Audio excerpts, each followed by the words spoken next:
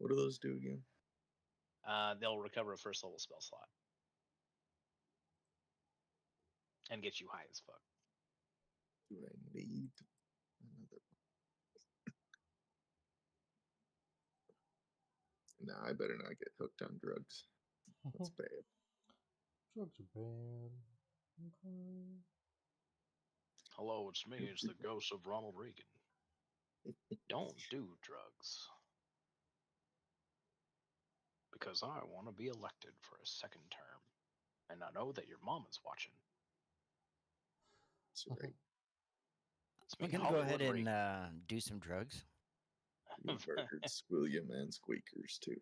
God bless. Killed them all. It was a massacre!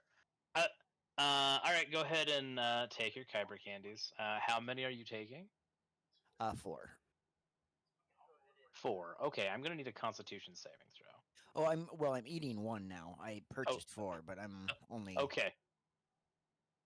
If you have any more than that, then you know like what? one's fine. Let's do 2 of them. That's fine. I need 1 more spell slot, so let's see what happens. Give me that Constitution saving throw.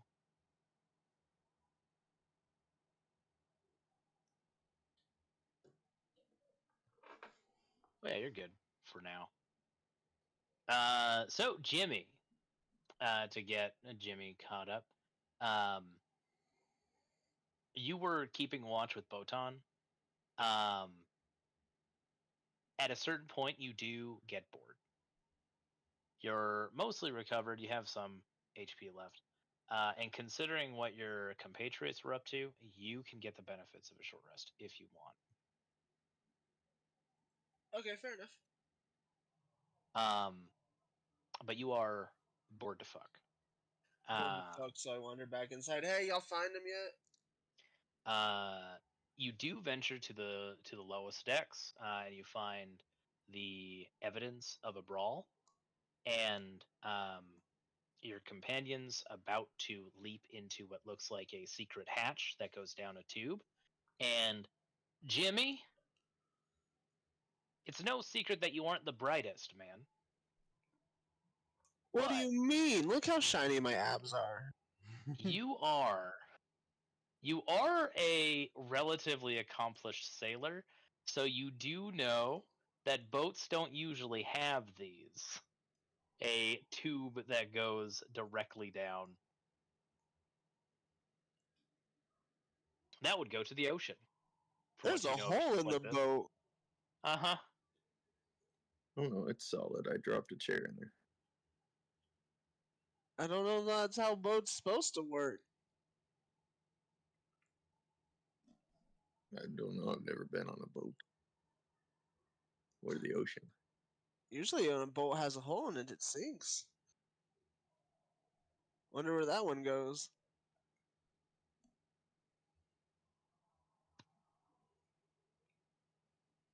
So you know that the captain and his 2 companions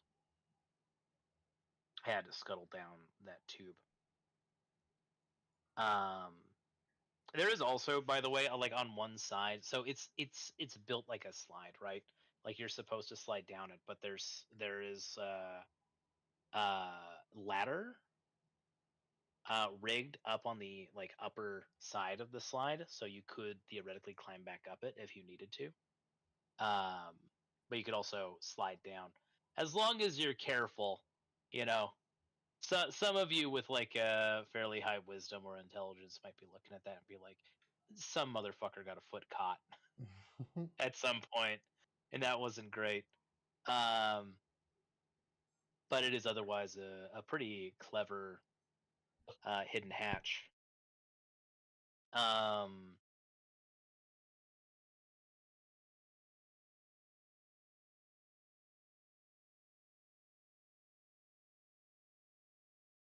Other So who's than that, first? Who did go down first? I bet. Can I slide down? Yeah. Jimmy. Yeah, he's gonna eat his way down. You land in a fairly narrow chamber. It's steel. There's a small metallic echo as your feet land on the ground. You feel a little bit of a whoomp feeling, like a minor, like a baby feather fall enchantment on like this particular square back here, right beneath the hole leading up. Okay, nice. To keep you safe. The hallway is a cross-shaped intersection. There is a hatch, another hatch leading downward on one side, and passage to the north and south. To the south, there is a large door that reads engine room in both common and, in Breelish and Zelargan, which is the equivalent of Gnomish. I thought this had a sailboat. What does it mean, engine room?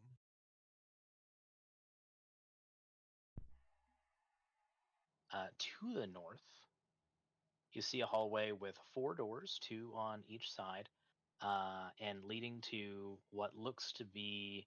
You can't get a really good look from here, but it looks like a circular chamber, and there is sort of like a platform, right? That's sort of like suspended in another room, and there is a strapping, um, piratical looking fellow who fits the description of the guy who was putting on his pants and scuttling away with the two ladies. Sort of, you get the feeling as a pirate, as a sailor, you get the feeling that this is a command deck.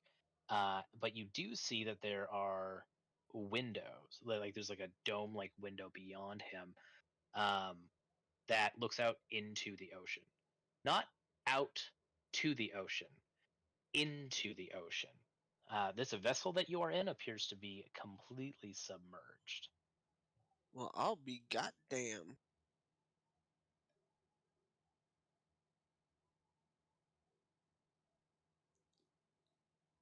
What would the rest of you like to do? I guess I'll jump in Tom? and immediately regret it because this is a unnatural metal tomb. I'll jump in as well.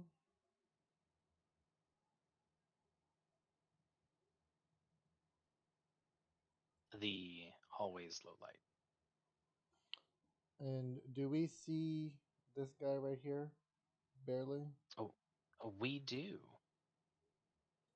He fits the description of the captain guy you guys had spied before who ran away.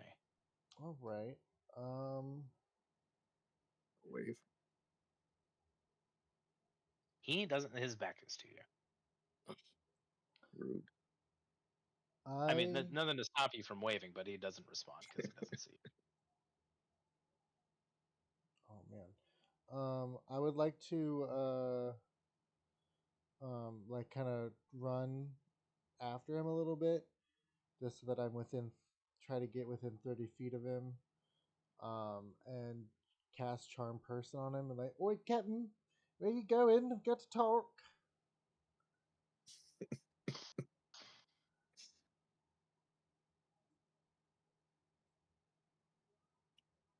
And that's a You're going to cast. You're going to cast Charm Person. yes. Okay.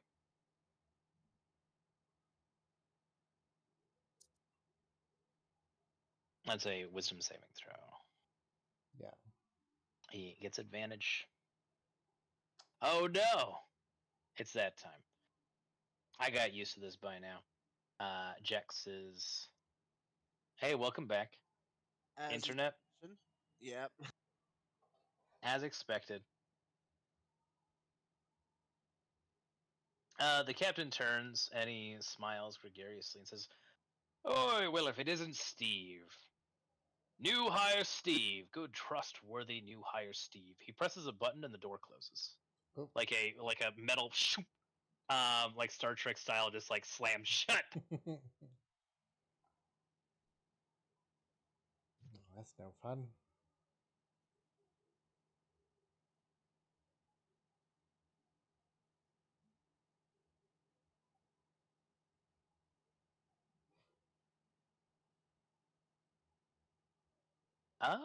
And I would like some initiative. Hey, who's Steve? Glade is Steve. uh, Steve is Steve. Uh, um, No, I get it. Jimmy's just has no idea. yeah.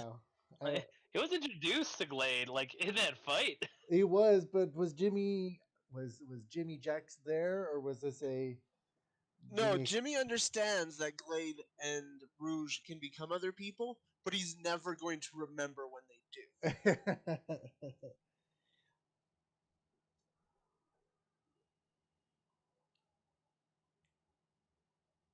Well, that's Steve.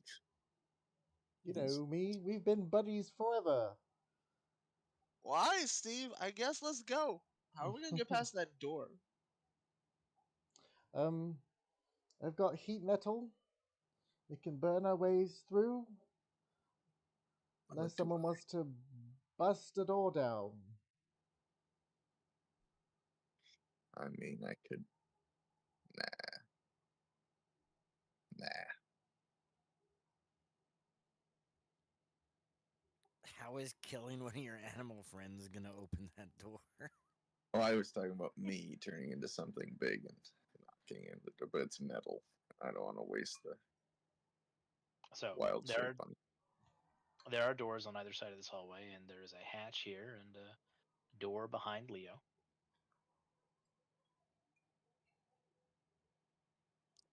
Yeah, I'll open the door behind me. On Oh, your turn, No, it's not my turn. Yeah, I forgot we're in initiative.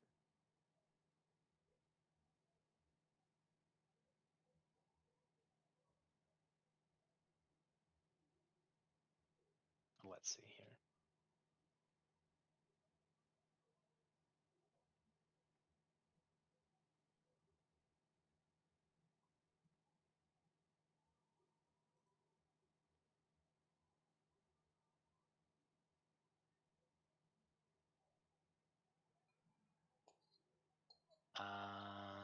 So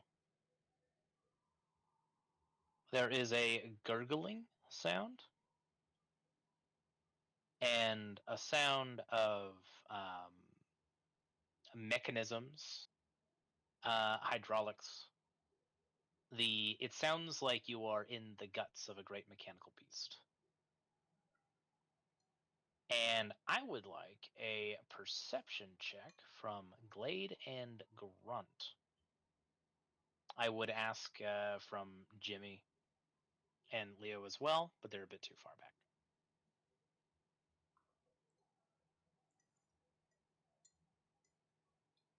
back. Steve, you see a flicker of something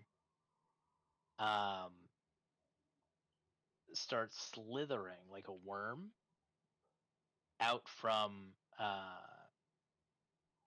the door to your immediate right. Mm-hmm. It appears to be a flame. Oh.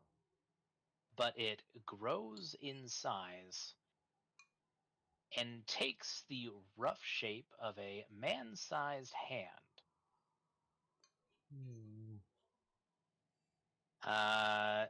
Anyone trained in Arcana can roll an Arcana. But you were not taken off guard. It was a DC 12, by the way.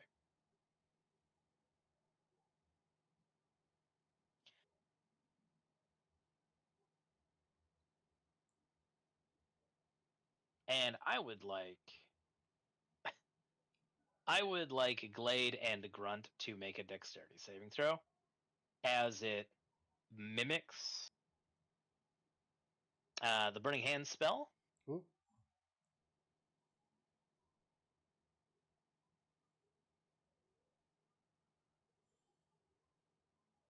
So 15 feet forward. The hallway is suddenly filled with fire. Glade, you're going to protect yourself, evading. If you have evasion, I think it's evasion or uncanny dodge, one of them. If you have the appropriate ability, you'll take no damage. Otherwise, you are looking at 5 fire damage. Grunt, you take 10. How long is this after the end of that last battle? We came right down here, is that correct? Yep, pretty much. My superior shifting lets my shifting last for 10 minutes, so I would still be shifted from the end of the last one? Yep, correct. Okay.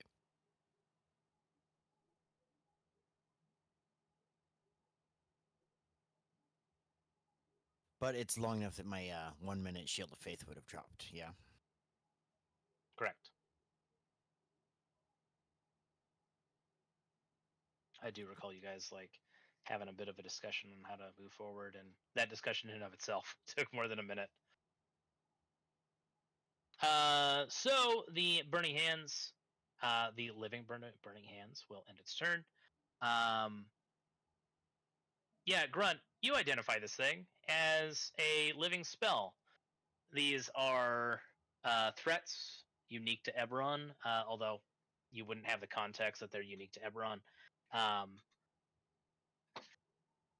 War magic has resulted in a bunch of different monstrosities and advancements during the 100-year war. One of them are living spells. They usually show up in the Morning Lands, where Sire used to be. But on occasion, you can find these spells that have taken a sort of literal life of their own out in the wild, and they are considered to be highly dangerous. And it has been rumored that skilled enough spellcasters can sort of wrangle them back, retain them back into servitude. And that's what this is. This is a Burning Hand spell that has become a creature.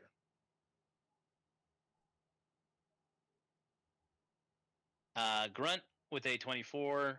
You also happen to know that living spells such as these, some of them are accidental, but they're like a portion of them, perhaps the origin of them, came out of an attempt to make spells that could be trusted to just go out, right? It's handy to cast lightning bolt and say, lightning bolt, go find a bad guy, and just let it roam.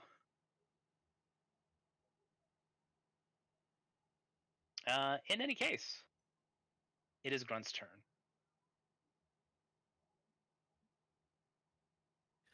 Oogie.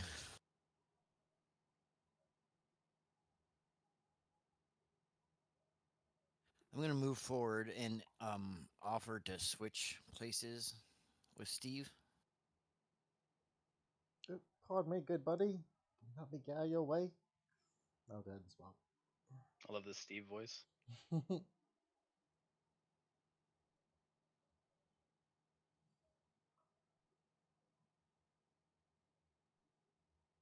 All right.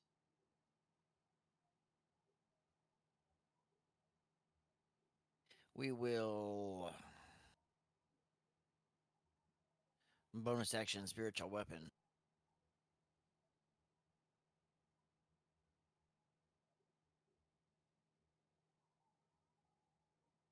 Let me grab it from the other map.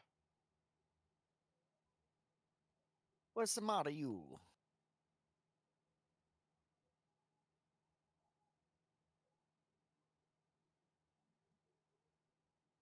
Isn't that what what he was? Like the little Chef Boyardee guy? Yep. I don't think Jack saw him before, so I'm very excited to show Jax the spiritual weapon that we've made for Grunt, his sous chef.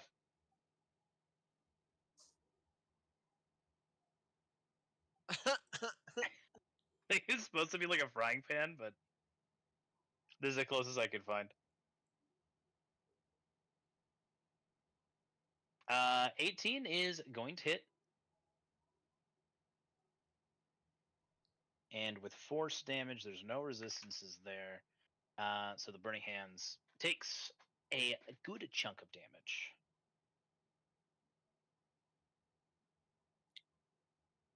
Anything else from the Grunster? Yeah, that was my bonus action, so we will hit him with a Shocking Grasp as well. Yeah, buddy. That's 17 plus 7, so 24. That is gonna hit.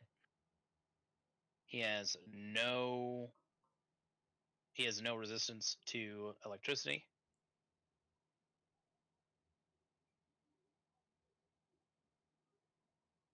That is going to kill the Burning Hands.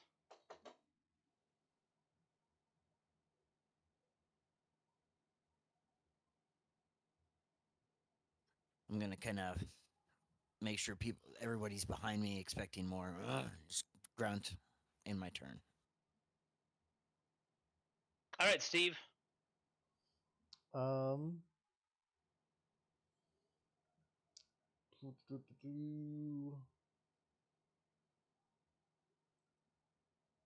And so there was a door right here and right here, or was it one up?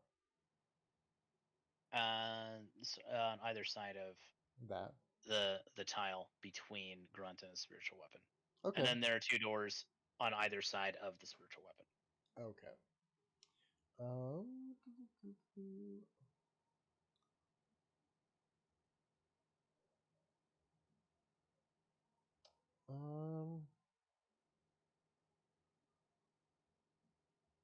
And it came out of this door. It came out of this door right here. Yeah, I think we'll excuse me, pardon my excuse me. Is the door unlocked at this point, or is it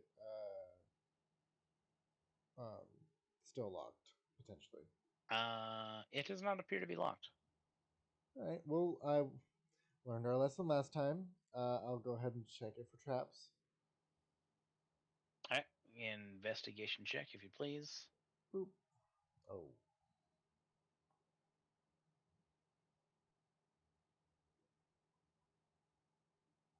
I'm proficient in investigation. Am I close enough to help him with that? Or does that require my action that I don't have anymore? Aiding is the aid action. So technically yes, but as you said, you don't have that action anymore. It does not appear to be trapped, but you can't be entirely sure. You can see that the handle and lock has been melted recently. Okay. Can I push the door open, or is it like melted in the locked position? You can push it open. You Okay. find that it slides. It kind of slides to the side. Ooh. It looks safe to me. And I will go in. The door to this, the cabin, it looks tidy. There's a scent of lavender that seems to permeate this cabin. Although you don't see like incense or any source for that smell. A hammock is suspended in the starboard alcove. Other furnishings include a tall harp with a stool nearby, a harpsichord with a matching bench, a freestanding mirror, and a large wooden trunk. There also appears to be a closet door to the aft of the room. I will go ahead and rifle through the trunk. Okay. Can I ask for another perception check from you, please? Yes.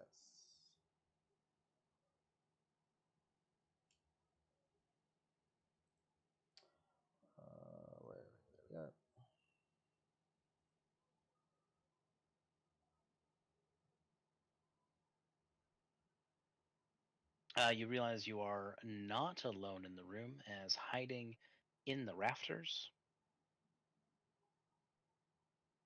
is a swarm of spiders. Ooh, I Hundreds of the little bastards.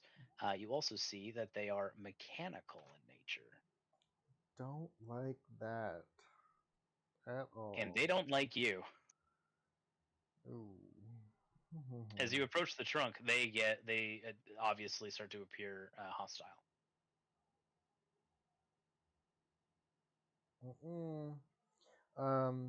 Would I have I used my action yet? No. Okay, I will go ahead and, oh man, we'll go ahead and,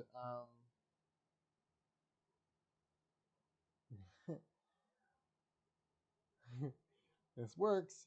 I'll go ahead and use my heat metal on them. Oh boy, hit you with fire. No, bed.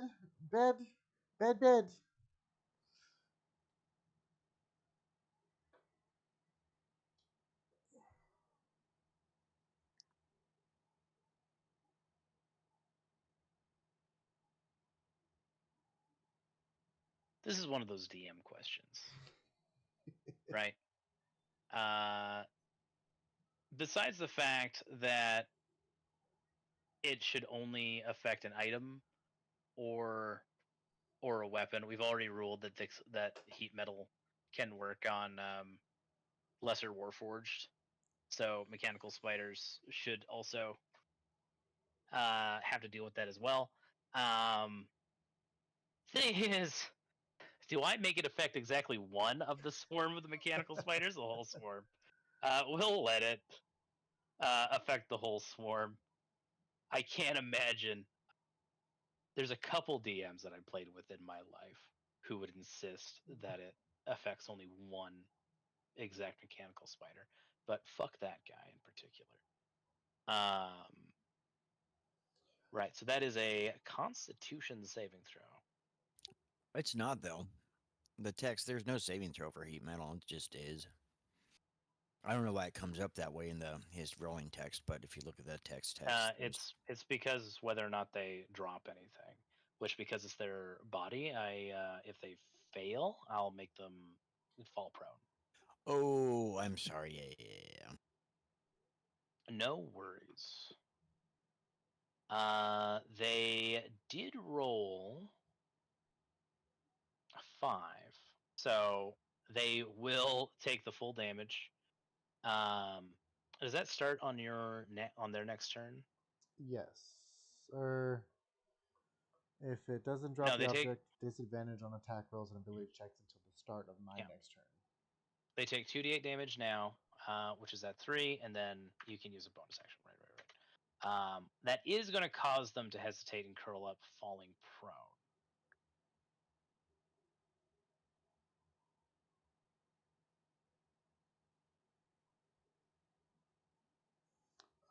And that will be, I'll do, just so that they don't, I will disengage. Bonus action disengage and come back to the door.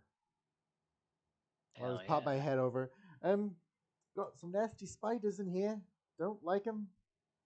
Don't need them. If you can help, that'd be great. The spiders will attempt to right themselves. And they will pursue.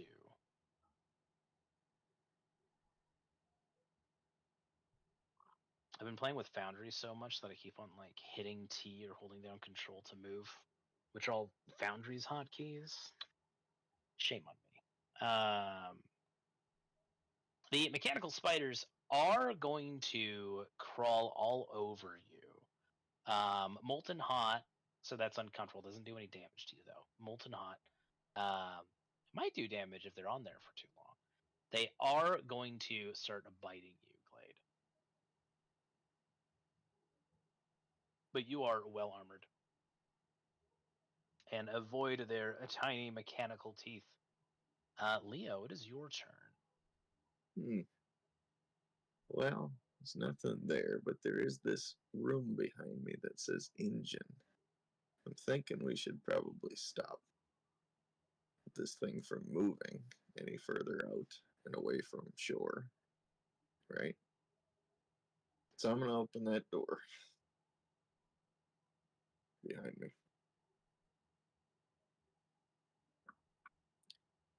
I can't see much, so we're gonna step in. I am sorry. I'm gonna move you back. Oh. I made a mistake there. This door is locked. Oh, Yeah, I just double checked. I was just gonna be like, yeah, I'll open it up for you, but no, it's locked. The text in the adventure says it's locked. I'm sorry.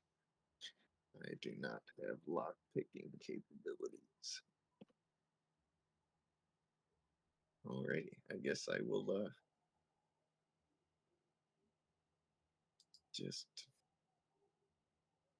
move ahead and see about these spiders. So I'd approach thinking that they're regular spiders, and then I see they're metal spiders, and I can't help you. So I'm just going to keep going.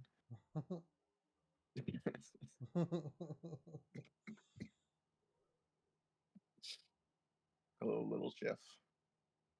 I'll try this next door, just for giggles, to the right of me. Yeah.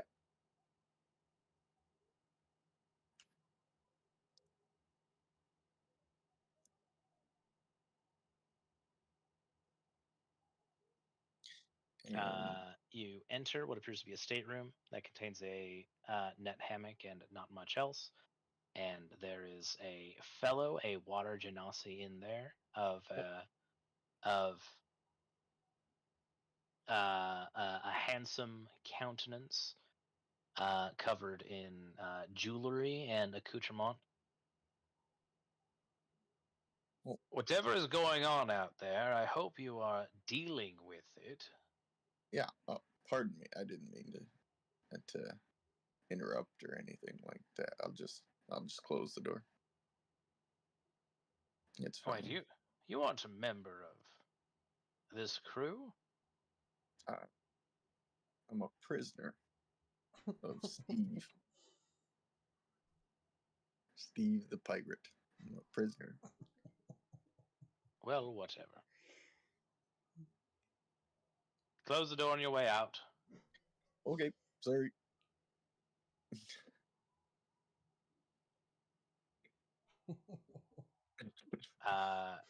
Not that you guys know him, but that is Sholar Quandaril, who ran from that ran away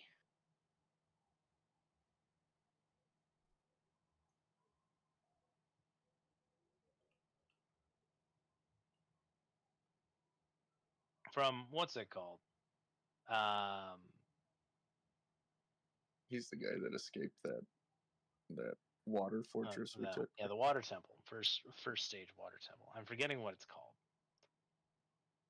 But yeah, this is where he's at, and he doesn't recognize you at all. So sorry, didn't mean to move this turn ahead. Anything else that we're doing, Leo? I guess I don't know. Can I open the door to the left of me too, or is that? Yeah, sure. All right, I'll do that. I mean, you technically only get one in check with object, but that's fine. That's fine for this fight. I'll just use my that'll work. Oh, I'm just gonna back out. There's a net hammock and a steel footlocker, and a large suit of armor. I'm gonna wave at the armor, I guess. The armor does not wave back. Okay, good. It's not alive. And that's it. Are you closing the door? Yeah, I'll close it. Why not? Nothing in there. Anything else for Theo? No, I'm good.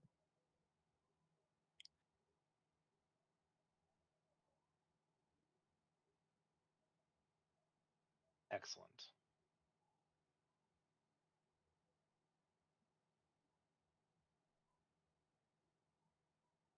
So this is where we get really nasty.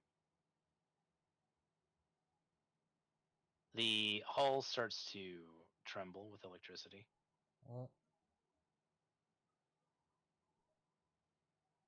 Grunt and Glade, because you've seen it before. You're keeping an eye out for any other elementals, any more spurts of fire. You don't see any spurts of fire, but on the opposite wall, crackling out from the keyhole, blue arcs of electricity wriggle out much like another horde of spiders of lightning blue that start to climb all over the walls,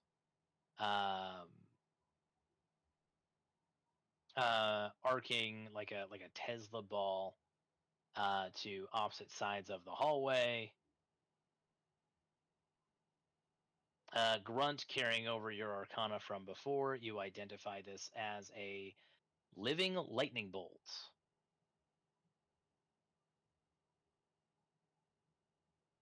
Which is an severe escalation from a living burning hands.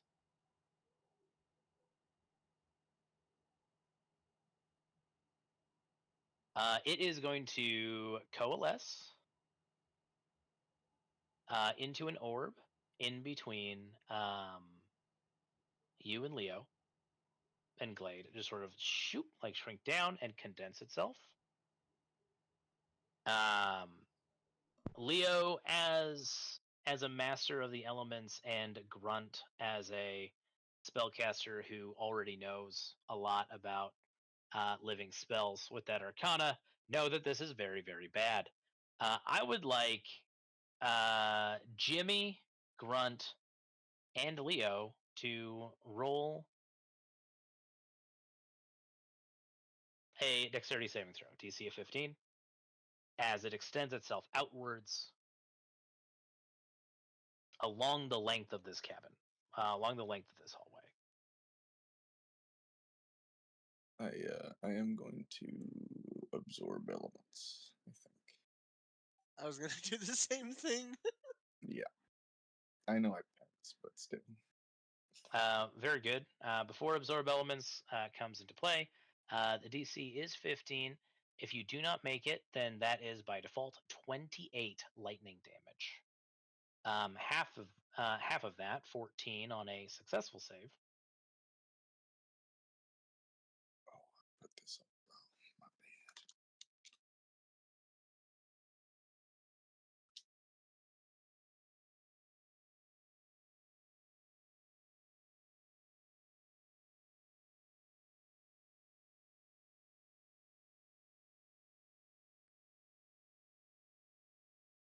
Yeah, I do the same. Absorb elements is going to have that in your guys' cases again, bringing that down to 7 lightning damage, and you're carrying some lightning juice for your next melee attack. Grunt, you happen to know that that will not be helpful. Not against the living lightning bolt, in any case.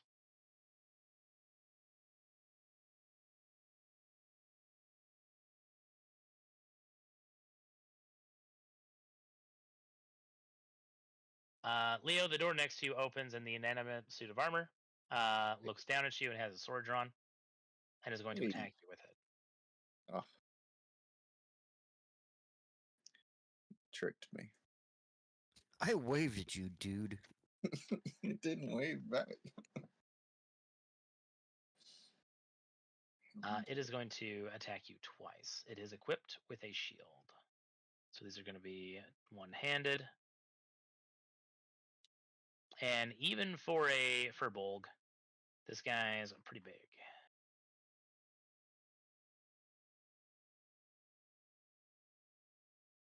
Just move your spiritual weapon here for now. A 15 is your AC. So you're going to be hit the first time for 11 slashing. But you are going to dodge the second attack. Okie dokie. Is Roll20 being slow for everybody else or just me? It is being slow for me. Must be working on that integration. Supposedly. Working on something. Next game we play, we're playing on Foundry. I'm saying, I'm just going to put that out there right now. Grunt, it is your turn. Okay.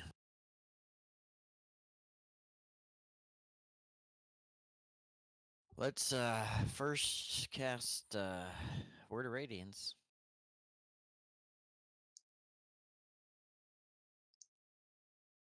Oh, very good. That is one higher on the DC, so DC 16 damage of 10.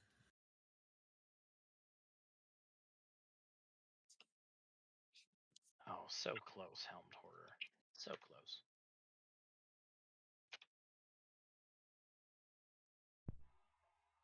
And of its many immunities, Radiant is not one of them.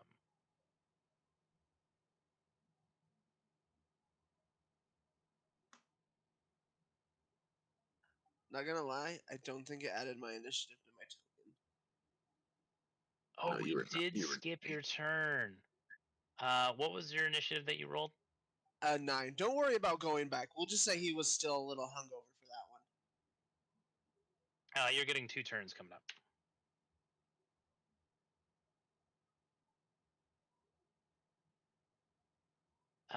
Let's see. Lightning Bolt. That's our next one.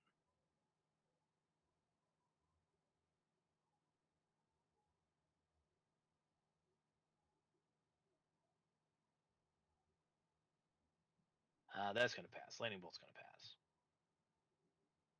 pass. Anything else from Grunt? Yeah, we'll have the spiritual weapon attack the lightning bolt. Very good.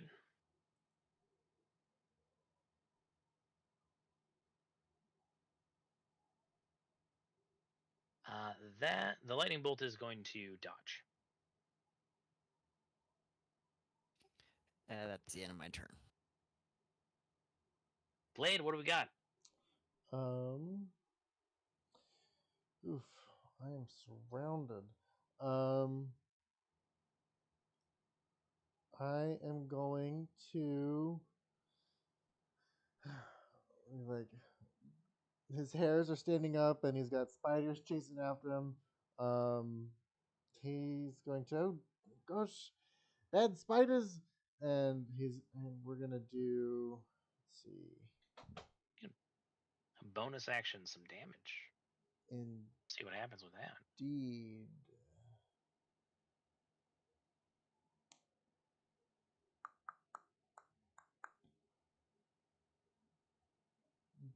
No, sorry.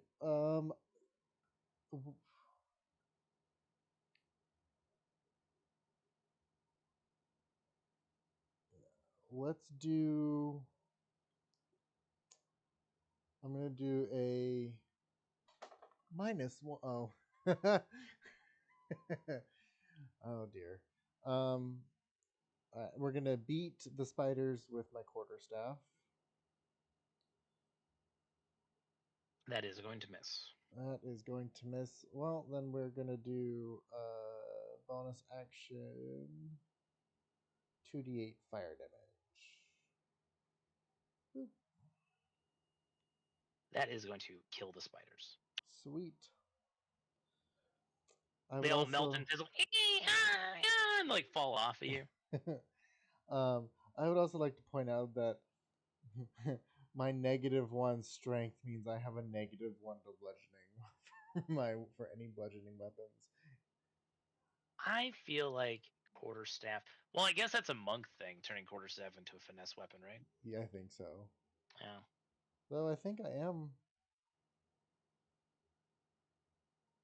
No, I'm not proficient, so yeah, it's okay.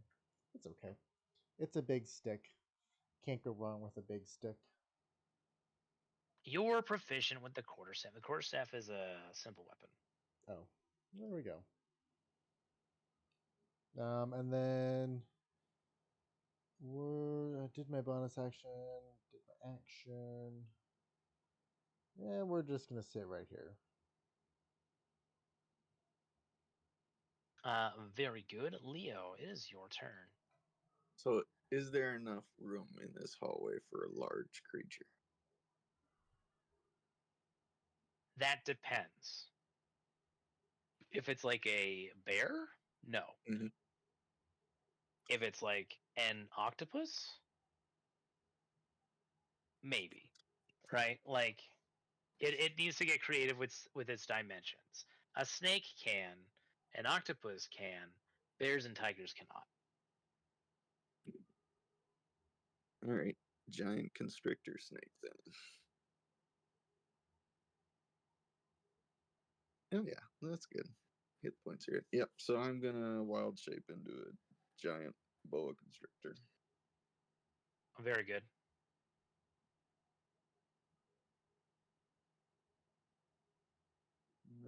One second. I should have prepared this.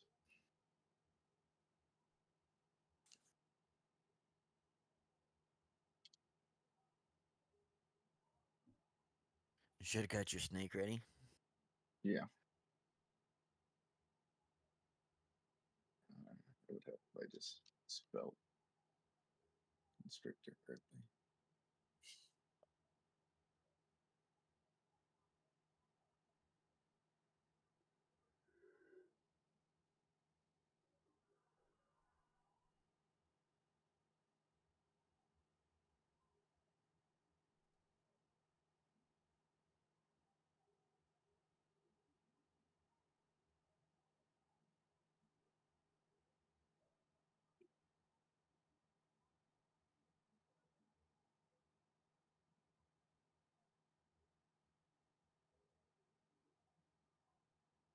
All right. Oh, it's a huge. Oh, well, okay. Considering a snake's physiology, it'll still work. All right. I can't roll off of this little sheet I pulled up, but I do know what the attacks are. If that matters to you. You know what? I have a solution for this. A giant constrictor snake, yeah. Mm-hmm. As opposed to a regular constrictor snake, which is arguably already giant. This is gianter.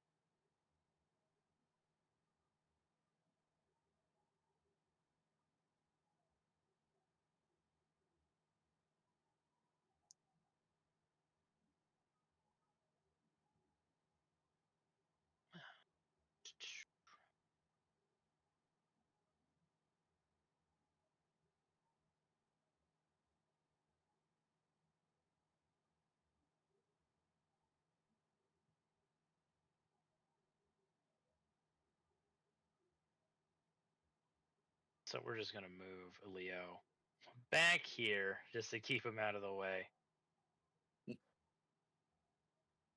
But there you go. You should be able to shift double click that token to bring up a sheet that you can roll from.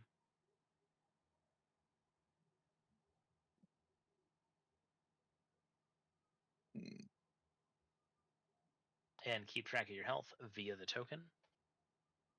Shift double click. Oh, look at that.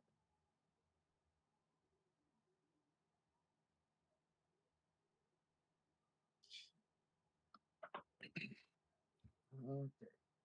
And we're just going to go ahead and constrict that armor. It does add that D6 lightning too, right? From the Yes. absorb elements. Okay. It won't let me roll off this sheet, though. It should. You should just be able to like click the word bite or constrict. Yeah, I can't. Rude.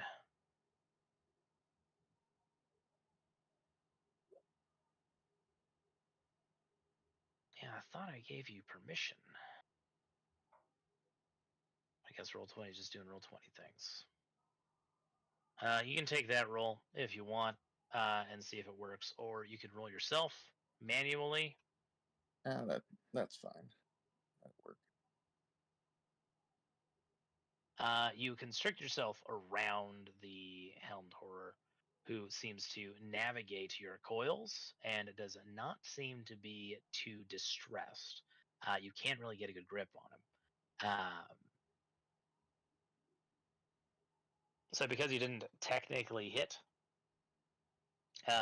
your lightning damage hasn't been expended. Okay. That's fine. That is my bonus action and action. So Jimmy! I'm kind of in a bad spot here.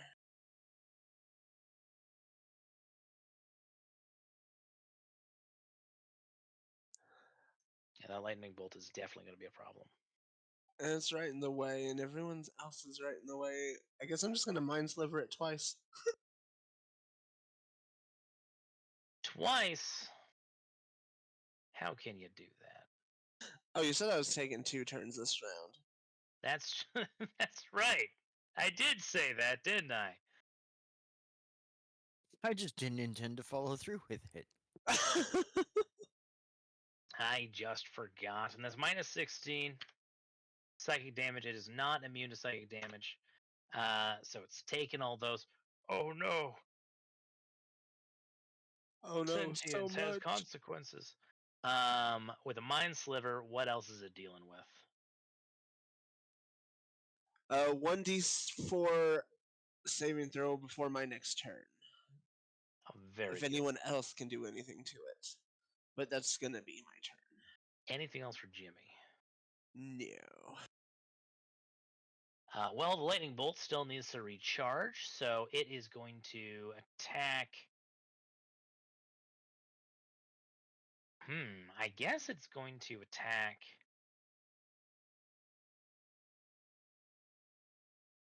A grunt and the snake, since Glade hasn't really revealed himself to be a threat yet, or Steve hasn't revealed himself to be a threat yet. The first attack is coming towards Grunt, sort of just like arc of electricity. That is going to miss, and the second arc is coming towards that snake. The snake is going to take 18 lightning. Oh. Oh, that's not right. I was trying to do it at the same time. I think that's what fucked us up. I shall let you do your math, sir. That's going to be the Living Lightning Bolt's turn. The Helmed Horror is going to be attacking this snake.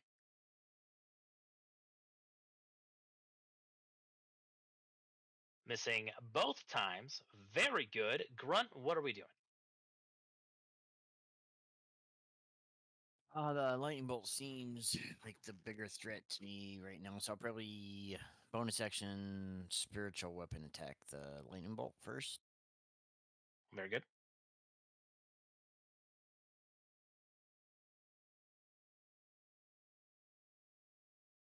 That is going to miss, I'm afraid. Oogie. And may as well Word of Radiance, that's 16 and 5 damage. That's 1 failure and 2 failures. -5 for that each of them.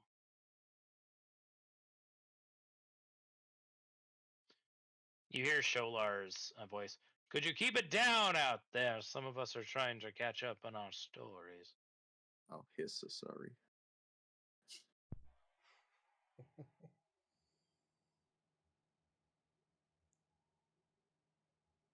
That's my action and bonus action, and I can't really go anywhere, so that will be the end of my turn.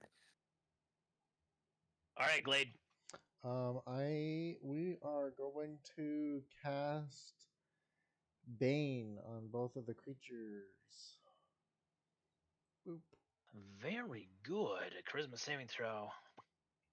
That's going to be a failure, followed by Sweet. a failure. They are both baned. And then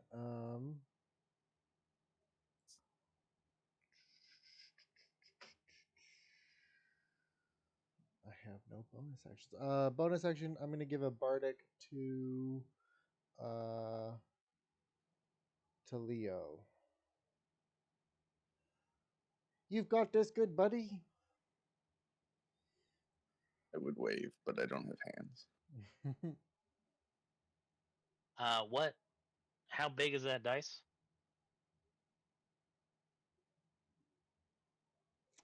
It is a D4, I believe. Well, no, for band, but your bardic inspiration. Oh, bardic. That is a what level are we? We are You show off your bardic inspiration dice. 8. How badly does everybody else blush? 8. Yeah, D8. Got it. So Leo, you're rocking a D8. Beautiful. We're going to attempt to constrict that Helm's Horror again.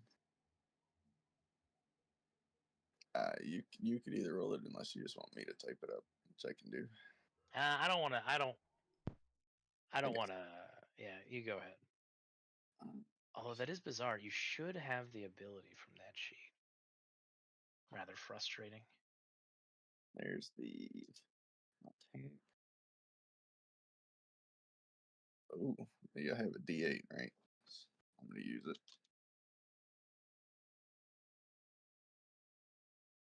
That's not enough. 13 is going to miss. We'll just keep doing what we're doing here. Very good. Wait, sorry. Is there anything else before Jimmy's turn? No, it's all good. All right, Jimmy. Well, shit.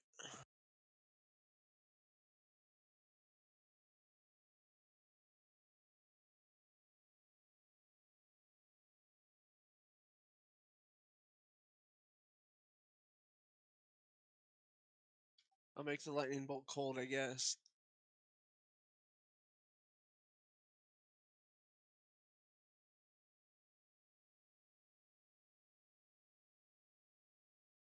Very good. He's going to take 6 damage, and what else happens to it? Disadvantage on the next weapon attack roll, but I don't think it does those. It doesn't, but I will consider its magical strike as a weapon attack roll. That's fair. Anything that's not a cantrip is lightning damage, so all I have is cantrips.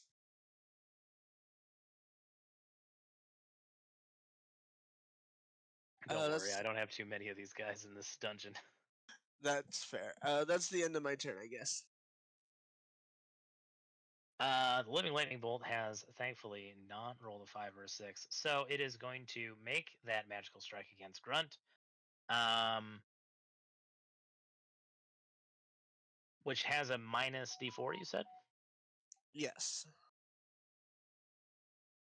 Oh no, just disadvantage. D4 was the Mind Sliver save. And it's also pardon me. baned. The minus D4 is for a bane too. Yeah, I got that. Unfortunately, with the NPC sheets, I can't. I have to apply that afterwards. Not that I needed to. It rolled a 12. It was gonna miss. Misses big. It does miss big. So that's the first attack. That lost disadvantage is going to attack the snake next. Also missing. I guess I should check for critical failure. Oh, there it is. Anybody with reactions within melee range can beat on this lightning bolt before it's the Helmed Horror's turn. I suppose I better not shocking grasp it, huh? Well, I'm not going to stop you if you want to try. I'll word of radiance it. I can do that with my warcaster, right? Yes, you could use cantrips as a reaction. I mean, I'll bite it. That's a 16 and 10. Are you also going to get the Helm For this? for a reaction, it can only be one or a single target, so it would have to only be the. I don't recall ever reading that. Where is that? I don't know. Send the It's PhD? just in my brain somewhere. Because I remember reading about Word of Radiance and having it be that way too. Yeah, I suppose that makes sense from a design perspective. I'm not sure it makes sense from a realistic perspective, but we'll roll with it. So that is a Constitution saving throw, which is going to pass, bringing us to the Helmed Horror's turn. Did the snake Oh wait, want to make an opportunity Yeah, of attack? I'll bite him. Why not?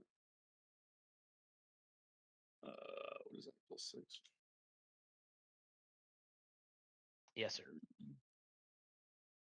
Oh, sure, I can hit him. All right, roll your damage. 6 plus 4. Nice. And it does an extra lightning damage to him, I guess. But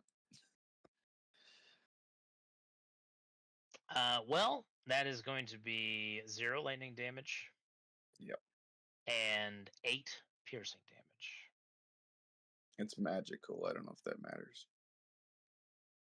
It does matter. There's going to be 15 damage. Can he be restrained? Because isn't there a restrain with the That was snake? like With the if I constrict. constricted The bite doesn't. The constrict does. Oh, okay. with constrict. And also as it so happens, you can't grapple a lightning bolt. This is it right in its condition immunities. Sure would be cool though. Through Pelor, anything is possible. Wrong setting. Paylor, what are you doing here? No. The Helmed Horror is going to attack the snake. Okay. Once, twice. Those are both going to hit, dealing 23 damage. Okay. Grunster.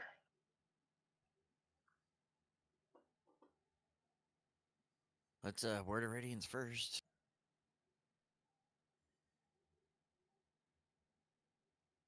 They are both going to fail. Nine ski. That is juicy. Nineski. Reminds me of my days playing junior hockey. Fucking, my team's going to be in the Stanley Cup playoffs this year. They're going to choke so bad. It's their curse. Anyways. I'm absolutely rooting for them 100%. Sorry? I'm rooting for the Oilers 100%. Fuck the Panthers. Fuck Florida. Yeah? My man! Canada is due. Bring a cup home. Have an inspiration. Woo, I'll take it. Thank you. Damn, I should learn sports things. Sorry. You know how few people root for the Oilers with their track record? No, that's a whole tirade. We don't need to talk about that. Good turn, Grunt. Are you done? Or is there a bonus action? The spiritual weapon can attack the living lightning still alive. Yes. Although it is about to tap out. That is a hit, and the living lightning bolt sputters out and is no longer a threat.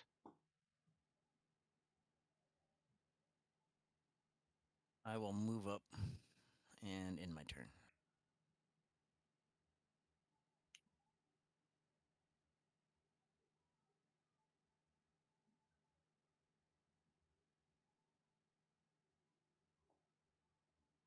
Glade, what do we got? All right, we're going to first bonus action hide behind Grunt. And then we're gonna shoot the living armor. Hell yeah. Where are we? Right there. Bane doesn't affect AC. No, that's just like attack rolls, saving Correct. throws, right? So that is going to be a miss, unfortunately. Darn. If he successfully hides behind me, does he get advantage? Ooh. Only if he's a halfling, and a specific Oh, type of yeah. halfling. That's a racial. Although, oh Wait, I have steady No. aim. yeah, you can use steady aim to give yourself advantage Yeah, if you want to have I can use retroactively done that. this-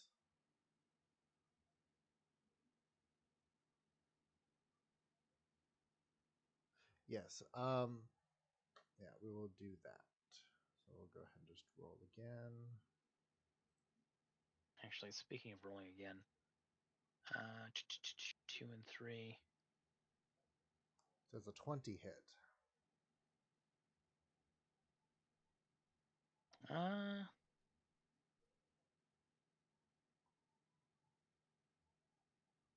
20 will hit, and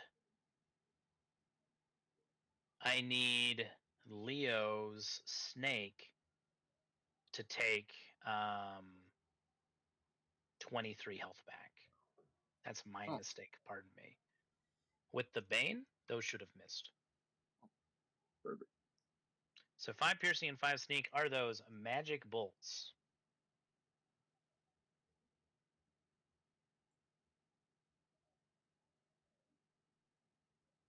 That was a question. Are your bolts magic for damage? Oh, sorry. No, they are not magic, unfortunately. Okay, so that is going to be 8 damage altogether, half piercing. I learned recently that sneak attack damage should be treated as magic damage Interesting. because it's about targeting vulnerabilities and stuff. It's not doesn't have anything to do with your weapon itself, apparently. I aim for the runes at the base of his helmet. Very nice. That will be Glade's turn. One of the best things about steady aim is that I don't need to ask when your turn's over. All right, Leo. Is there enough room in that room for me to squeeze behind the helmed horror? No, Okay. Fair he enough. is blocking your entry. That's okay. I figured I'd ask. All right. We're just gonna third time's the charm constrict. Get him.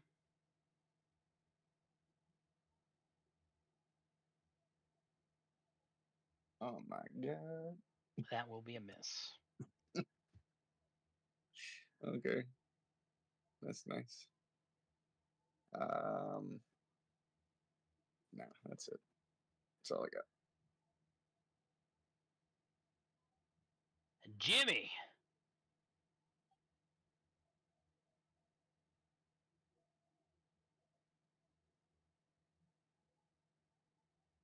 I literally can't see anything, and I can't get by anyone. You can I move through friendly space. Yeah, you can stop where the spiritual weapon is. Spiritual weapon doesn't take space.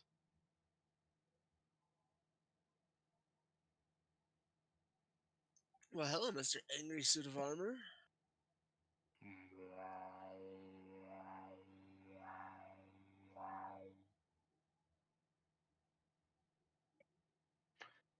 Good thing you have advantage. I was just about to ask if that counts because he's metal. He is wearing plate mail. You do miss, but he is wearing plate mail. Well, I guess I'm just in the danger zone now. Not to worry, the Helmed Horror's programming identifies the big fuck you snake as more dangerous than the skinny guy with sparkly fingers. By the way, for whoever needs to hear it, happy Pride Month. The Helmed Horror is going to be attacking the Python. No. Oh yeah. I don't know why I rolled that. Even if he rolled a 4, both of those would have hit. So that is going to be a 13 slashing for Leo. Round 5, Grunsky. What are we doing?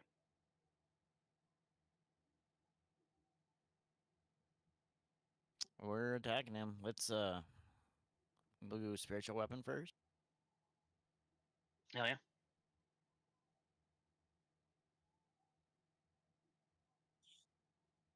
That is going to hit and to do no damage. Immune to force damage. I Okay. am afraid so. You ever want to Wow. piss off a warlock in your campaign who's doubled down on Eldritch Blast? Send an army of Helmed Horrors after him.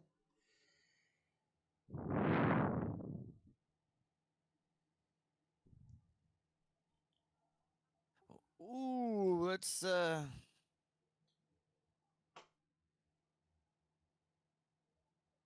suppose he's got a little bit of cover, huh? I'm just guessing based on the shadows from where I'm at. Yeah, a little bit. He's from where you're at, I'd say about half cover. He is damaged though. Your Word of Radiance has been hitting him.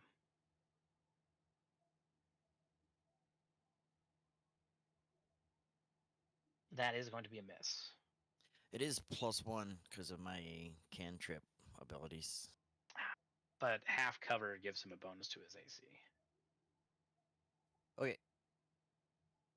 It would have hit if it weren't for that funny angle. That's it. Glade, it is your turn. All right. Well, let's go ahead and pew pew the armor one more time. Get him. Actually, I want to double check something real quick. Actually, what's your angle on him? I would say he's got Yeah, you have quarter cover, Yeah. slightly under half. Yeah, you technically have a better shot than Grunt does from your position. All right, well, take the shot.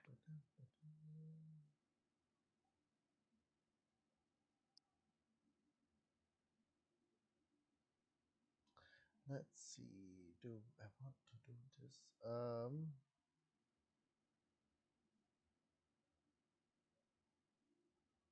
Okay. We'll go ahead and shoot.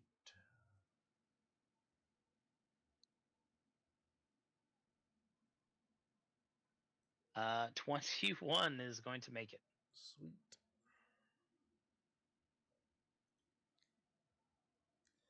And because I use steady aim, my speed is 0, so I cannot move this round.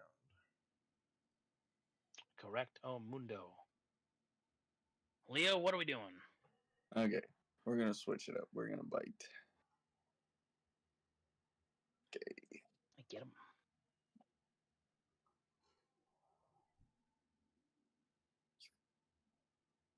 Ah. 16 is going to miss. Nice. All right. Well, that was fun. Is there any way? Help. Never mind. Never mind. Any way to what? Well, I was thinking back myself up a little further, but I don't think. Yeah, I guess you are already stretching your ability to make yourself compact in this hallway. That's fair. If you stretched out to your entire length, you would fill this entire hallway almost. And that's what I'm gonna do. I'm gonna lay on everybody. Well, Nap time. with this new situation, Jimmy, it is your turn.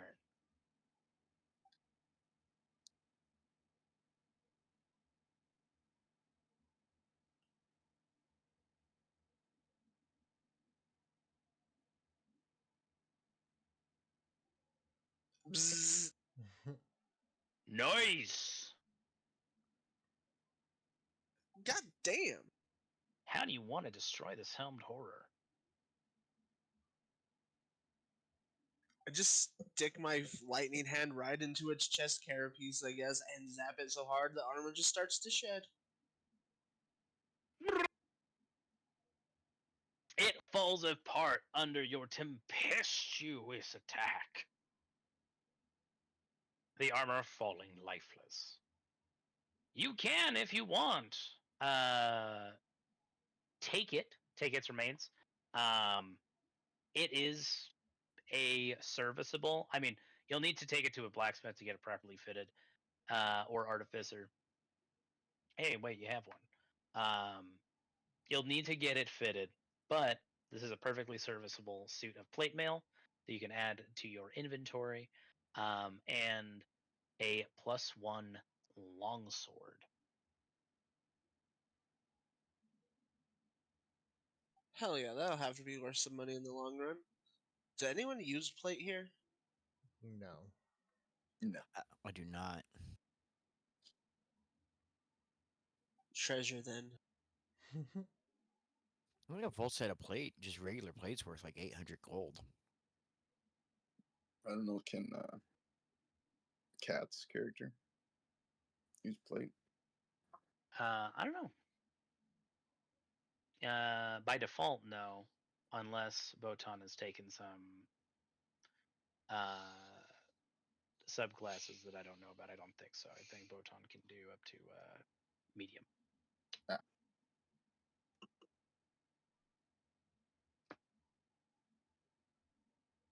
You know who can? 42 can. Oh Hell yeah. yeah. Yeah, we could offer one.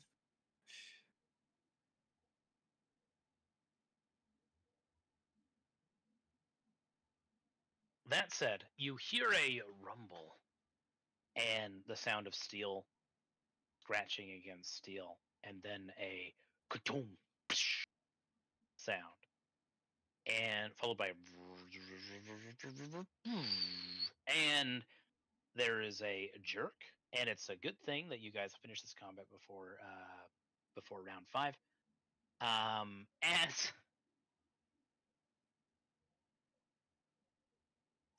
As the majority of you are threatened to be bowled over, as obviously you all deduce that whatever you're in is in fact a vessel capable of movement. Now, Jimmy, you have the sailor background, so you're not taken by surprise. And well, Leo, you're a snake, so you don't need to worry about having having no legs at all. I would be asking for deck saves and things, but it's you're no longer in combat, so you can just like grab walls and what have you and steady yourselves. But future combats might have some complications related to this movement. For the most part, it feels like you're heading forward, but every once in a while there is a lilt and a turn. If you're not paying attention, you might occasionally, tumble over and shoulder a wall.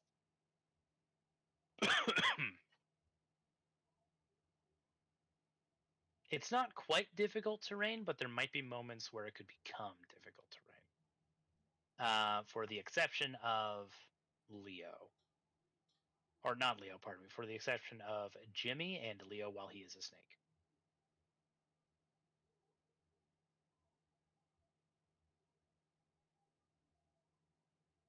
And So background you're gonna play.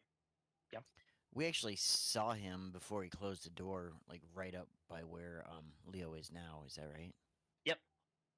There is a steel wall in front of Leo at the moment, which is technically a door, but there does not seem to be any mechanism or handle to open said door. If you weren't already aware that it could be open, it would look like a sheer steel wall.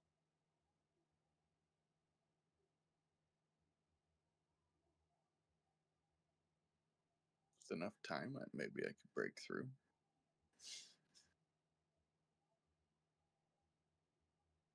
You could, but it's unlikely. You can go ahead and roll a wisdom save. Not save, a wisdom check for me. I use the snakes or mine. That's what I'm always. Yeah, you use yours. You use your with wild shape. You use your mental stats. That's what I thought. 1 second. Wisdom.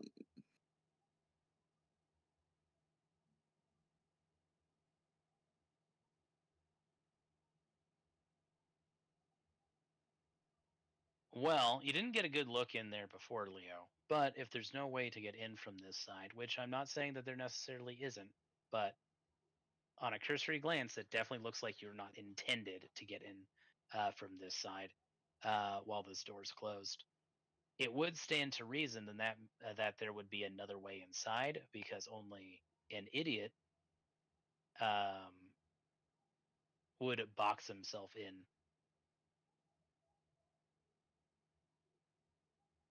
I can't talk to anybody, but I'm saying it with hisses that we should try that hatch over there. I have a can of flammable gas from a trap that we disarmed earlier. Do I see any type of weakness that I might be able to stick the flammable gas in and explode away in?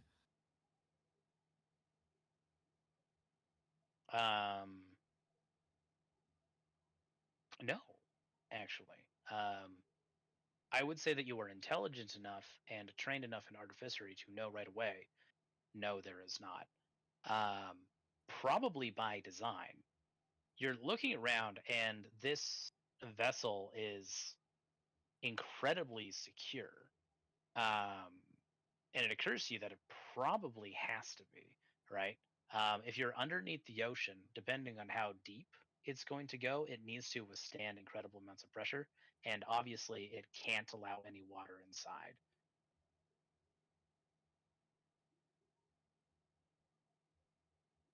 So everything seems sealed up real tight. Sorry? I was gonna say maybe the best bet's back through or if we can get into the control room.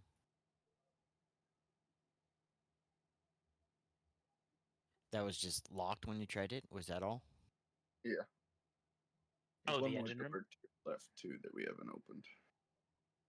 Yeah, there's a door right beside Grunt that you haven't opened. And there's a hatch down here that goes down. Correct. And this door at the end leads to the engine room. I would open the door next to me then, if we haven't seen inside of there. Sure, I believe there was some top subject of looting and stuff as well. Chest might have been mentioned earlier. This room. Sorry? I would like to also continue looting this room that I'm in. Okay.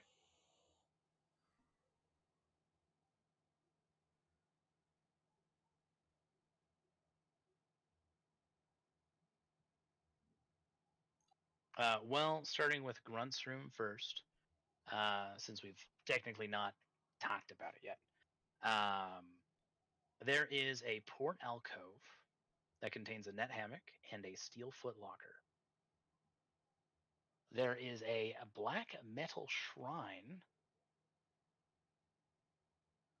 worshipping some sort of god. You can roll a religion check for me if you want to try and identify it. The holy symbol are 4 crossed rune inscribed bones. Grunt, you identify the holy symbol as belonging to a dark god. One of the Dark Six, actually, is the name of the pantheon, named the Traveler. The Traveler is considered evil, but you rolled high enough on your religion that's not really the case. The Traveler is a chaotic neutral deity. They are the god of chaos, the god of change. They are also known as the giver of gifts. Whether or not those gifts are helpful, who can say? But they are a god of as as mentioned, chaos as well as deception, evolution, transformation. You do know that there's a number of artificers that you've met who worship the Traveler as well, because the Traveler is also the patron of invention and innovation, cunning. But being a chaotic neutral deity, and a trickery deity, and a knowledge deity, the Traveler is prone to causing mischief, and is impulsive and unpredictable, and largely self-serving.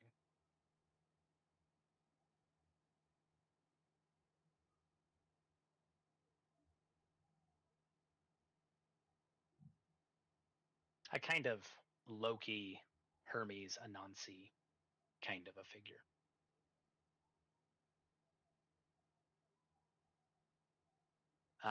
Beyond that, there is a suit, which as an artificer, you identify as a diving suit,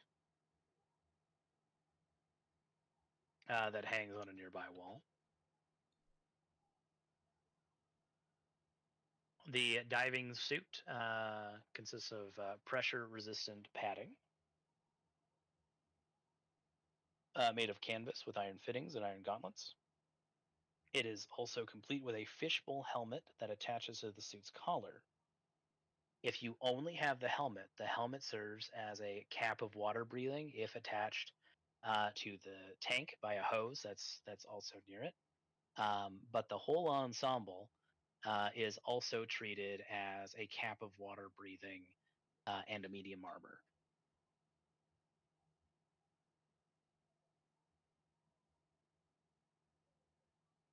There is also, of course, the footlocker, but the footlocker is locked, as is the footlocker that that each of you would be looking at in your respective rooms as well. I'll just open up these closets because why not? There aren't any surprises in there, and it's not like those doors are locked. But yeah. I would eventually intend on picking it, but we can go and defer to the other room for now. Or I can pick it too, if you'd like. Well, go ahead and make the roll if you're going to do that. Glade, the room looks much the same as before.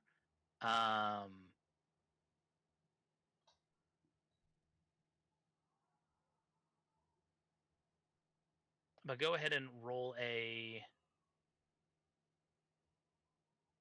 perception check. When you check the footlocker in this room, it seems to be empty. Oof. I'm gonna use my inspiration. Okay. Oh. You're attacked by more mechanical spiders. Well, that might be roll 20 being fucky. Let's give it another roll just to see. Okay. You get the feeling that there is something here, but you can't quite figure out the trick. You might want somebody to go over another look. All right.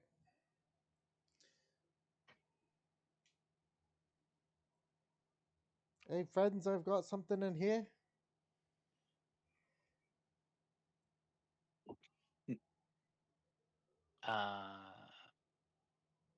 Leo, and if Jimmy wants to help Leo with his current situation, that does that does involve not having any hands. Then you, sorry? No, never mind. There is a footlocker in that room, but there does not appear to be the room right here seems to be rather Spartan. Doesn't have a lot in it besides the footlocker and a hammock. But the footlocker is locked with a padlock. Can I smash it open? Sure, you can make a bite attack. 15 is going to open the footlocker that is in front of Grunt. Grunt, The footlocker contains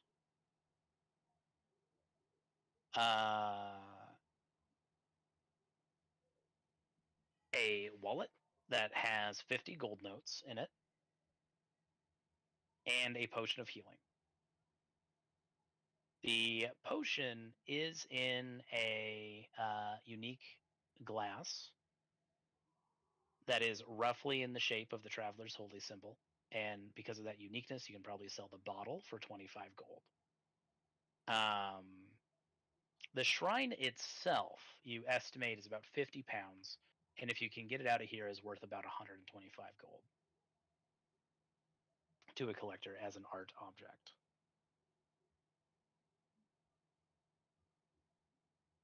Uh, 18 is going to hit. You're going to do 7 damage to the padlock, which doesn't break it.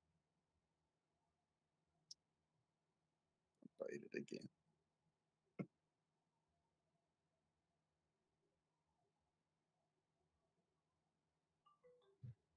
All right, let's see it. And okay, that's a crit, so that'll do it. You bust open. The footlocker in this room. It contains a wallet containing 65 gold notes, a comb carved from what you can identify as a dragon bone worth 5 gold, and a pair of obsidian dice worth 25 gold. There is also a pistol with 10 bullets. I'll just wait to wave someone down when they come out of the room. Is Jimmy on his way to help Steve? Yeah, I don't know what he's yelling about in here, but he's being awfully loud.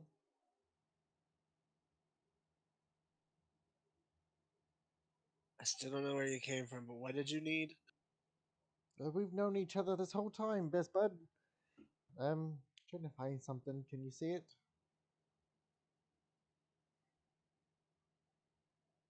Jimmy, give me a perception or investigation check.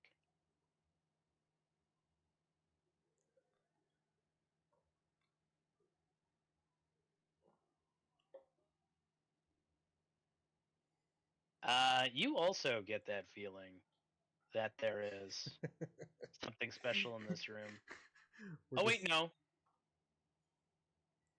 You do find it. It takes a bit. But you're thinking to yourself, if you were a pirate captain, which you are, why would you have an empty chest? The answer is you wouldn't. So you open up the chest and you sort of like run your hands over the bottom, and you knock on it and realize that it is a false compartment. You open it up, revealing the secret contents inside.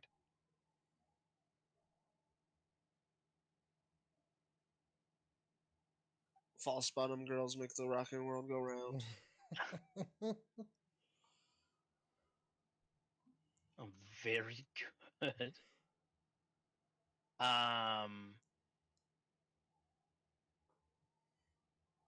I would like you to roll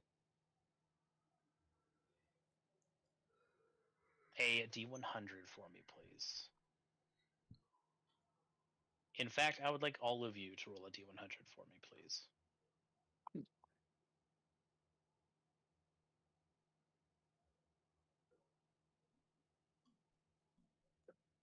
Very good. The false bottom contains a potion of greater healing,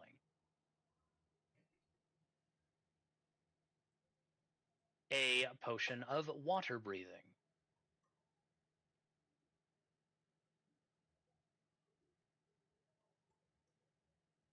an immovable rod. God damn it, now you have 2. Oh, the shenanigans.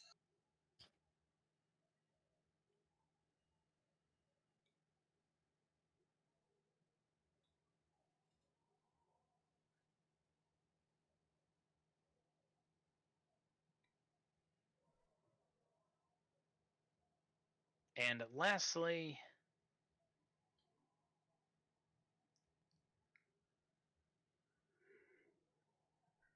you find a spell scroll.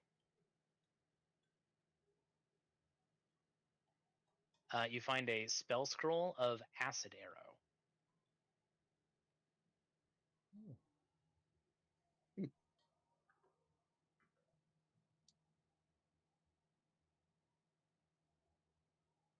Oi, what's this scribblings?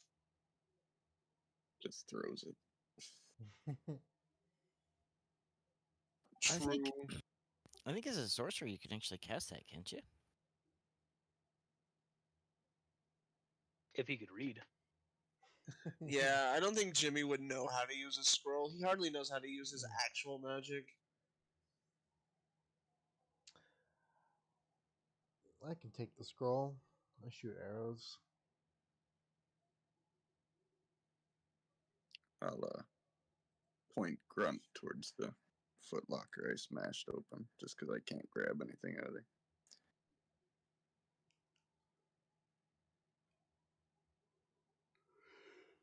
I'd look at it and grunt at the others because I don't have an interest in a gun. Is a gun, a comb, some obsidian dice, and some gold.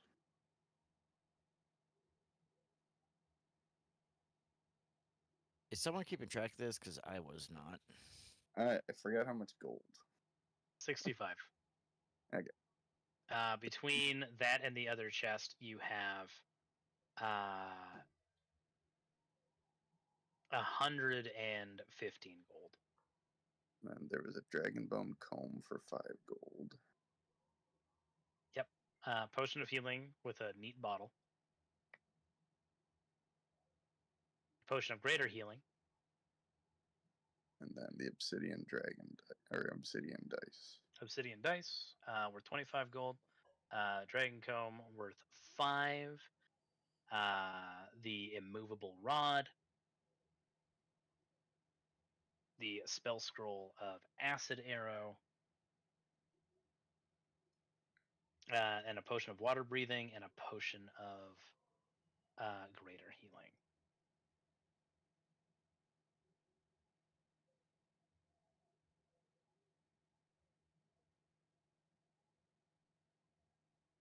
Oh, and I forgot.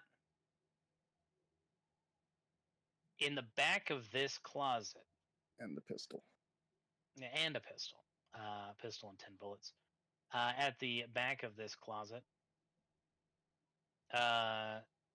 Steve and Jimmy, there is a full wall of wine, racks of wine.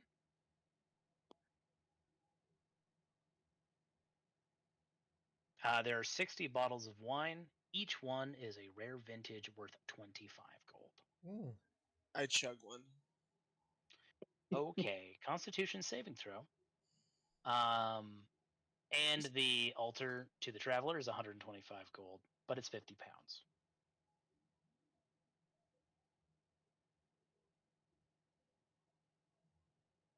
pounds. Very good.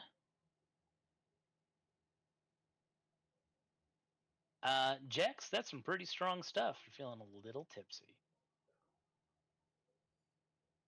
It may or may not have consequences later. Fill up all of my pockets with the rest of them. Yeah, I think I might add a few bottles as well to my pack. Well, considering that you picked up a bag of holding earlier. That's right. I will take all of the bottles.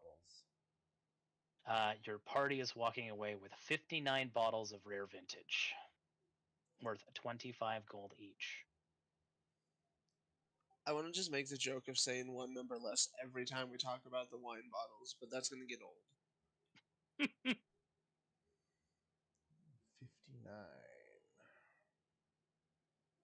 That is 1,475 golds worth of wine. 1,574? 475. Like that time we found 54 wine bottles? Those are 52 of the most expensive wine bottles I ever saw. Yeah, all 50 of them. Barely got anything out of it. Constitution saving throws for each one who makes a joke. A giant snake chugging wine.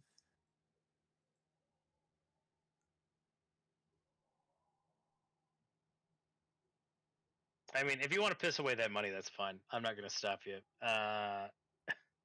Jimmy, so far you're fine. Grunt, so far you're fine. How do we want to proceed?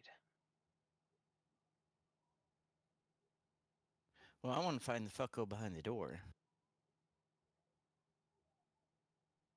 Oh yeah, we're here for a purpose. I thought we came for the wine. I'll point towards the hatch with my tail. Back where we came in the engine room. The hatch is down here. The engine room door is right down here.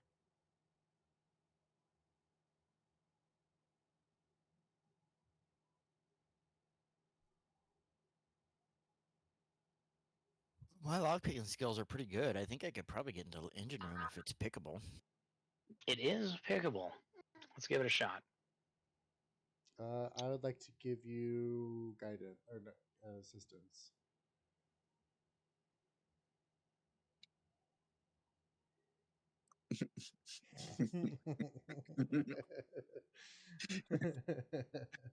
Longer. Just kidding. I purposely set back enough spaces for them. Does it or do you want me to use Dex on it then? Yes, please. There is That's- no hull, only snake. That's +3 more for. I can't remember all the names of stuff. Flash of genius.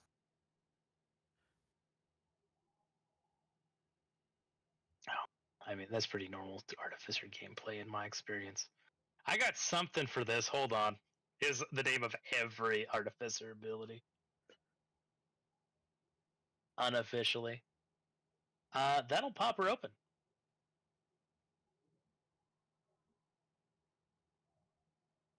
You get that sucker open.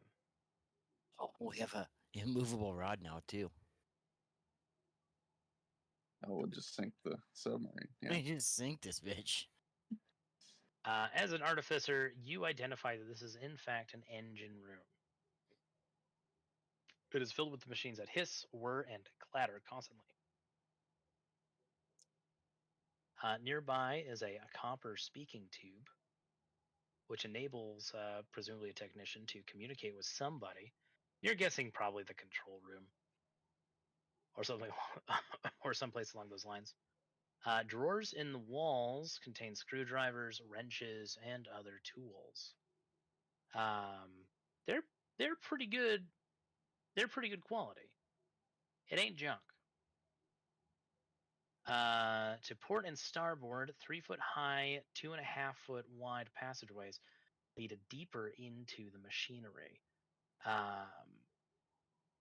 A medium creature must squeeze to move through these passages, but a small creature would be able to maneuver in with ease.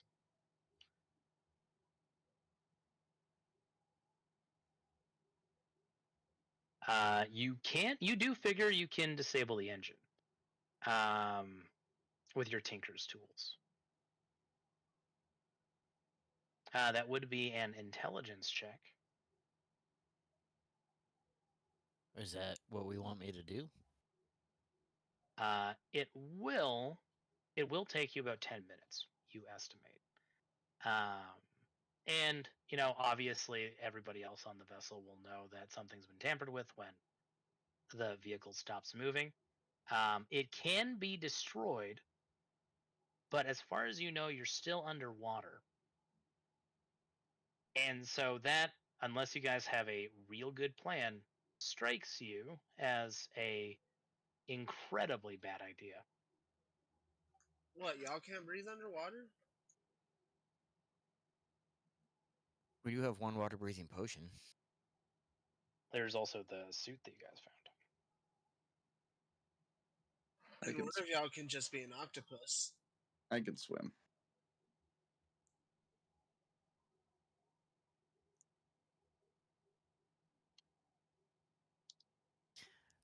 How long does it take to put on medium armor? Like a minute? No, it's a bit longer than that. It's closer to 5 for medium armor. Is that with or without help? With help, it'll be a little over a minute. And you're not in combat, so it doesn't really matter. Well, most of us, well, we would have ways to breathe if we disabled it, but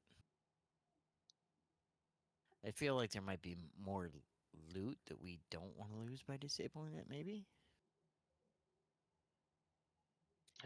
Also, No. presumably, the captain knows the password on how to use the stone. Which, as far as I remember, is why you guys are here.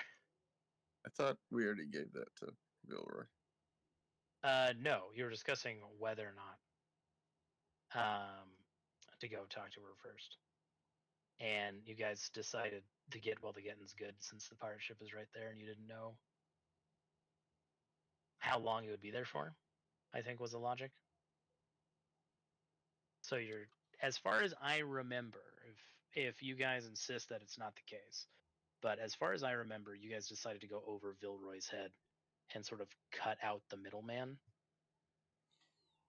while also harassing a pirate ship, which just kind of sounded like fun. I think that was part of the conversation too. That sounds like us. So. A changeling can't change actual physical size, right? Just looks and such. Couldn't become a small creature to check out the internal of the stuff there. I believe that is the case. Yeah, you can adjust your height and weight, but not so much that you change your size. Could become a dwarf, can't become a halfling.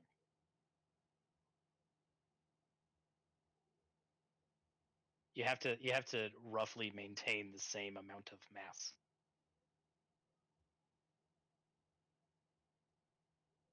And there's the communications thing here too. Should we try to fool somebody on the other end opening up the door for us?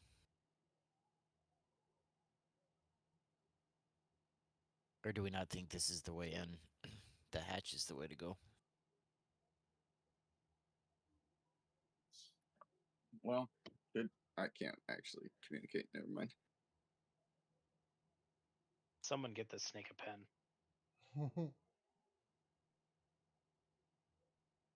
He's not a pet. Why would we pen him?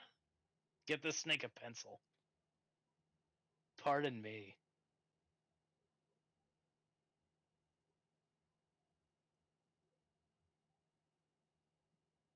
Yeah, you guys could squeeze in this way, but it would be a tight fit. But the hatch does look like it goes deeper. But the hatch is also the path of least resistance.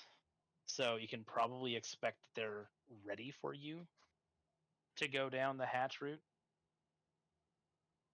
Do you think maybe we could take our break and decide when we get back? We could. Absolutely.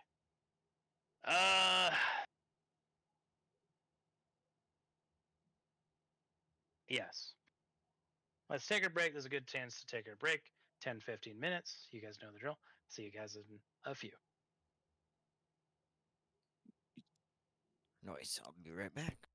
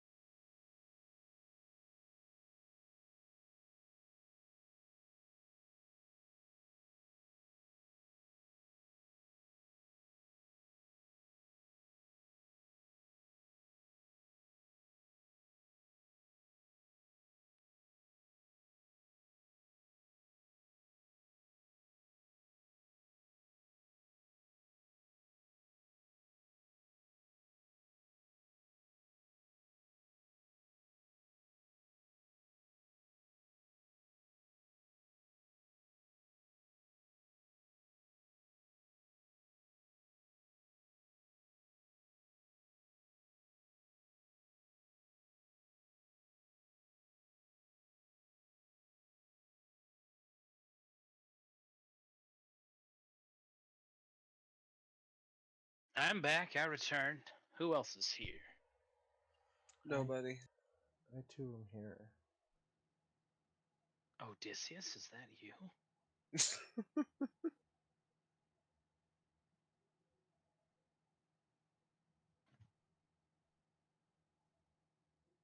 My 7th grade English teacher would have really liked that joke. It was a good one.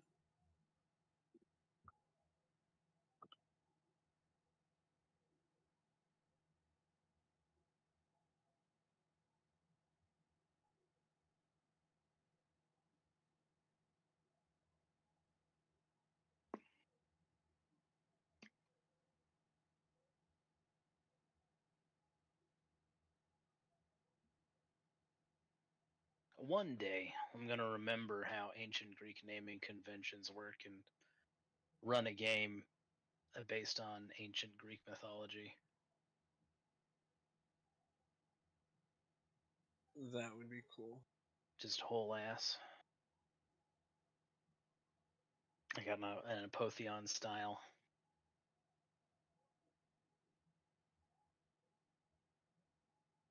Heroes are defined by greatness, and greatness is not necessarily defined as good. Type of deal.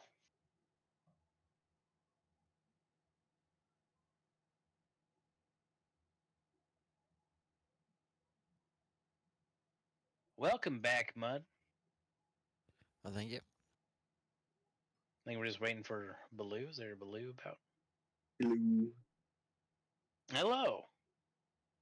To put a cap on that thought, have you lads ever heard of Scion? My players in my D&D group used to play Scion before my time. Scion is a hell of a game. It is messy, design-wise. A 2nd edition is tighter. Their books aren't. You almost need a Rosetta Stone to understand what they're fucking talking about in those 2nd edition books. And it's definitely a different mindset from D&D, but it is a game that did allow my friends to party around in Las Vegas as a slutty himbo private investigator.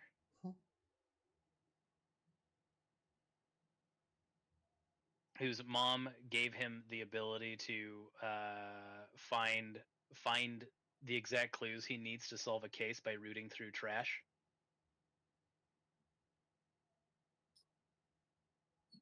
A multi-millionaire sociopath with winged boots and a sniper rifle. That shouldn't have been allowed.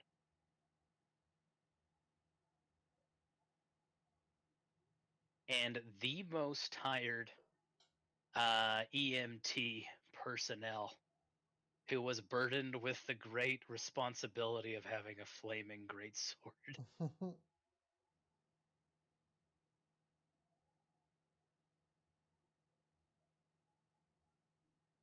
They saved the world a couple times. Are not allowed back into any casinos. Oh, that's neither here nor there. Sion's a great game. You ever get a chance, play Sion. Game's silly. You've had me sold each time you bring it up. It's juicy. I do wish their books were laid out better so that they'd be fucking understood. You know, they have a whole mechanic. It's called scale, and it's a very good mechanic. But they describe it in their core rulebook in vagaries, and it's only on the GM screen that they have a chart for you to reference on how it works. Very frustrating. But I'll get off my soapbox. Just because Onyx Path doesn't know how to write a textbook to illustrate rules very well doesn't mean that has to eat into our game time. How do we want to proceed?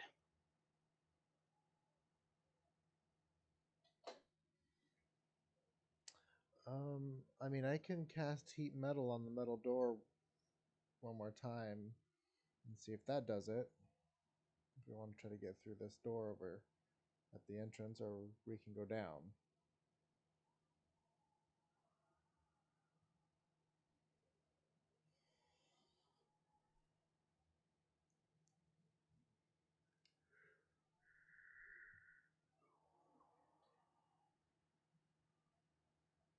Well, that's up to y'all as a group. Go for it.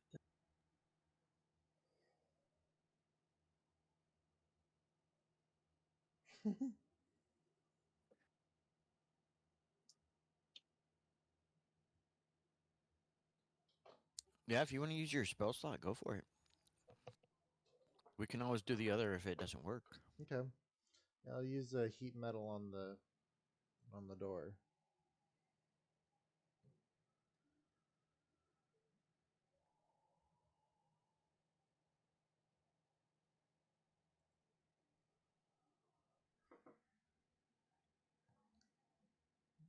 Boop.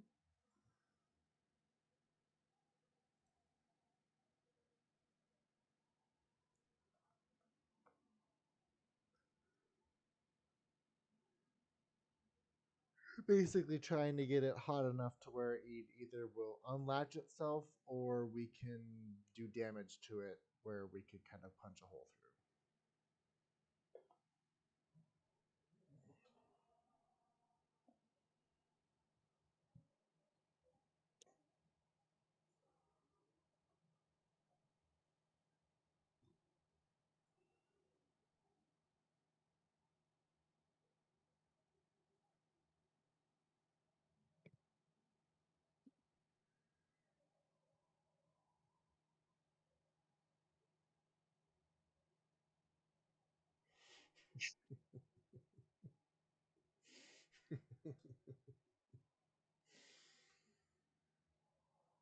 That'd be a brilliant concept.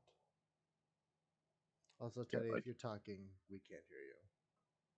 It's got like an octopus. God knitted- damn it! I was drinking my Diet Coke, and I didn't want my slurps to come through, and I forgot to unmute myself. Pardon me. So that's heat metal. That's over a minute. Yeah, we can do that. It doesn't save.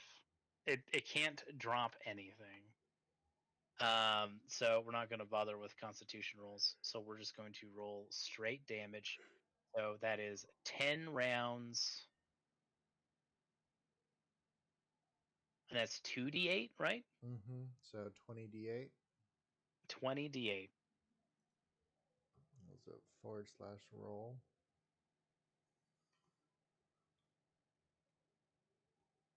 Yes.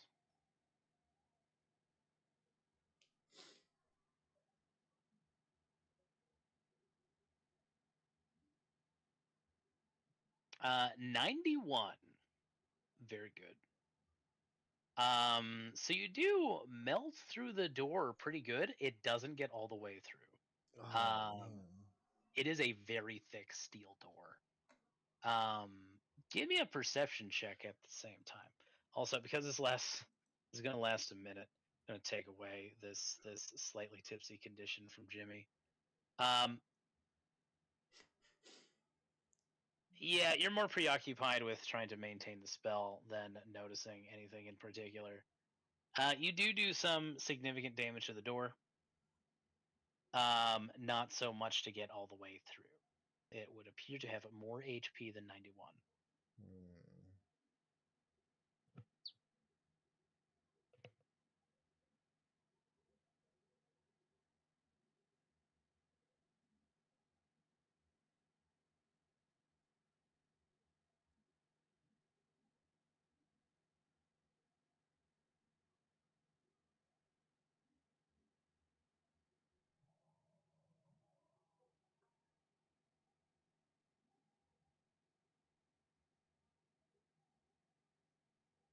The hatch, by the way, is just big enough for one person. It does lead to a set of stairs. There does not seem to be anybody at the bottom of those stairs, but the passageway is narrow. You'd have to go one at a time. Do we have a sense of how sturdy the door is? Extremely. Like if we're almost through it?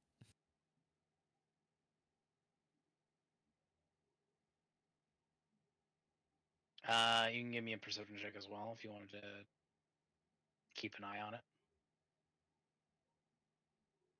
I'm just trying to determine if it's worth still trying to get through the door after that much damage has been done to it. Or after the full concentration, does it seem like it's still pretty sturdy and not going anywhere? At a glance, yeah, it still looks pretty sturdy. It has been affected, but it is very sturdy. It was a very clever use of heat metal, which most doors and most other dungeons, I would have just said that would have dealt with it. But it just so happens that this particular door is meant to be a huge pain in the ass. Stupid safety rules. I will say, at a glance, you can tell that it is not even close to halfway to its HP. It is not at its general 50% mark.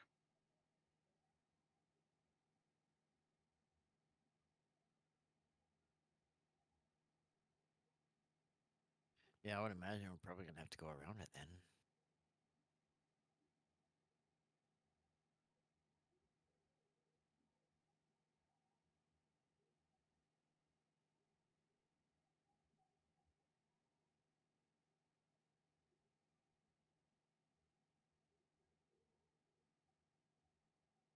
Yeah, well, you do technically have some options.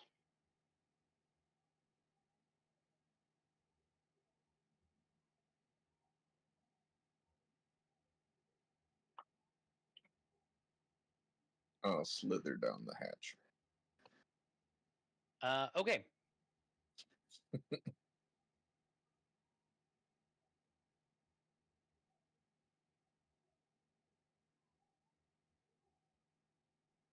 It's just to make it easier on myself. I'll make you a medium creature. About. Oh, you should probably.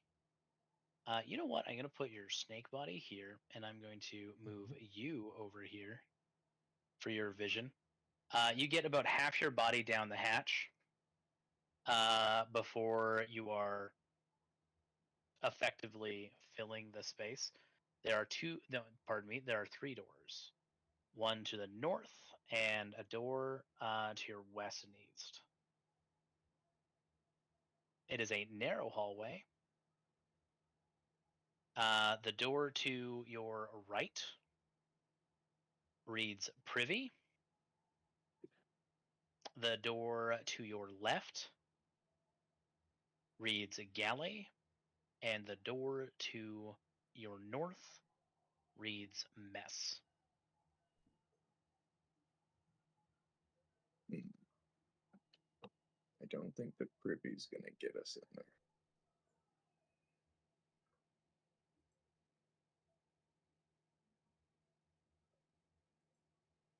I'm gonna try to squeeze the rest of my body down and into a side so somebody else can come down since I can't open doors. You are a huge creature. You cannot. Okay, I go back up. Your attempt to do so, you can get as a huge creature, you get about half of your body in there before you're like, nope, can't do it. Dang. There is no more room for anybody else. And so there's this like other half of a snake just hanging out besides Steve and Jimmy and Grunt.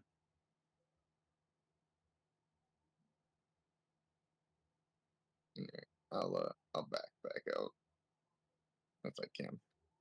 Yep, you can. It takes some doing, but you can. I'll let someone else go down.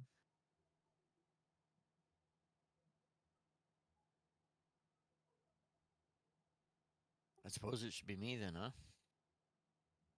I would tell you there's nothing there, but I can't, so I'll just nod. The hatch is the one to the right. Yep.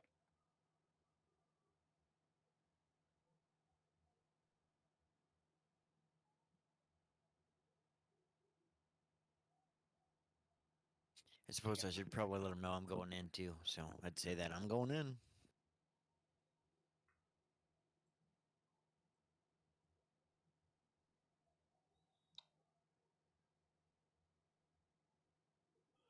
Is anyone else going in with Grunt? Yeah, I'll go in. I'm trying to see. I might be able to.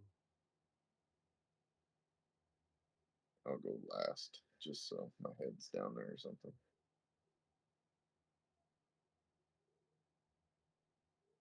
Mm.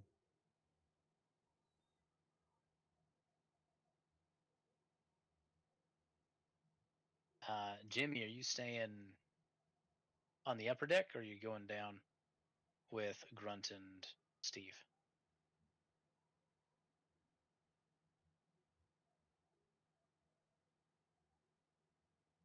Jimmy, you okay?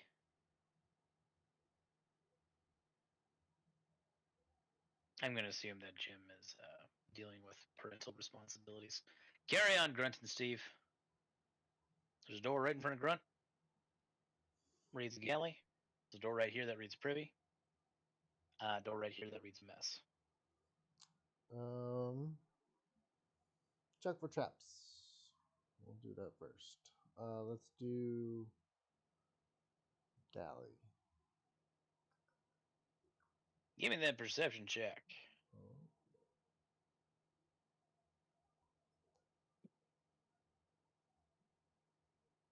Or investigation. Pardon me. You're right the first time. 21. The galley does not appear to be trapped necessarily. You do hear the clattering of dishes and the turning of gears. And would suggest that somebody is in there. I think there's another robot man behind this door.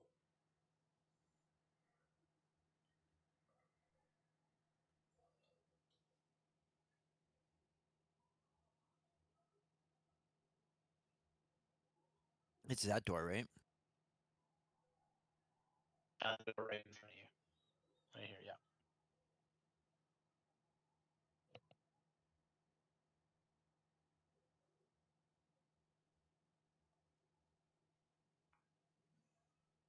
Do you think we should go through there? I'd like to see if there's any check for traps and try to discern what's behind the mess door. Okay. Give me an investigation check and a stealth check. Good at those.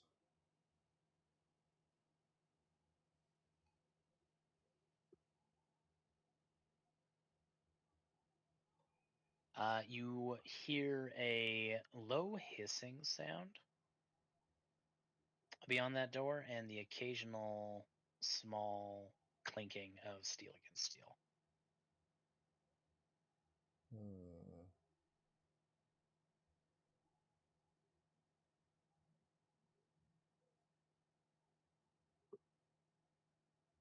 And these doors are wood? Or are they steel or metal doors as well?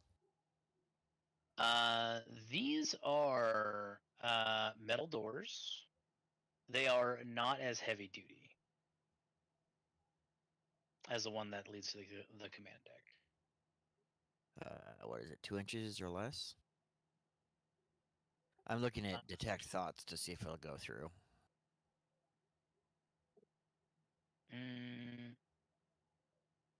Yeah, you estimate about.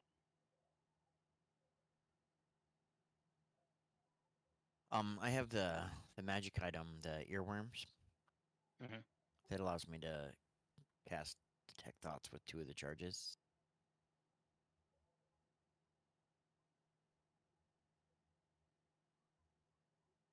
So you cast detect thoughts. Yeah, I would cast detect thoughts to see if we can discern what's.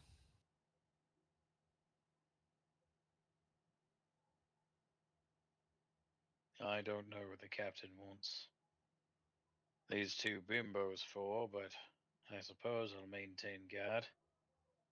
I also don't know why he appointed me chef. It's not like I got any taste buds. I can't double check. It's not what I was built for.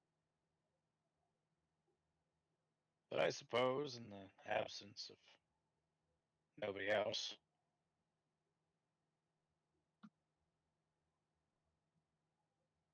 Haven't heard much from those intruders the boss told us about. Maybe they died up there. One could hope. What's going on? Is it friendly? It would convey what I was getting through there. Did he say chef? He's not a chef. Yeah. He is not a chef. He was not built to be a chef. I could go in and they know me as Steve. Though they don't think they know me down here, but I am a pirate. I can go in and make friends.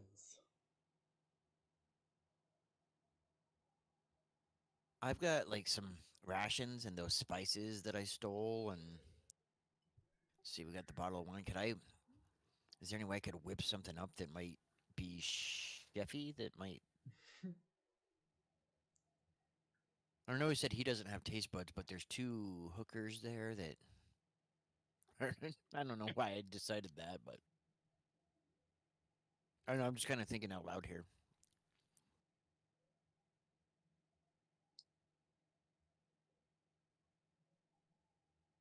Or should we just barge in there and whoop him? Introduce you to the new cook. Yeah, I think we should save. Let's hold our violent actions till we need them, just in case.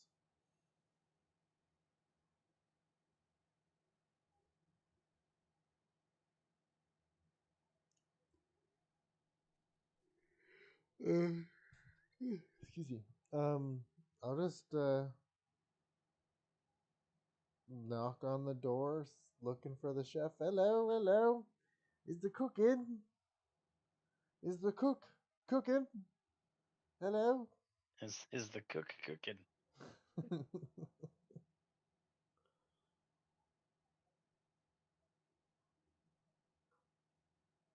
Aye, I suppose he is.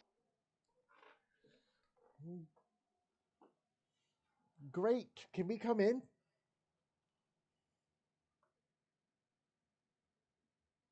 Sure. Help yourselves. Cool. We'll go right on in.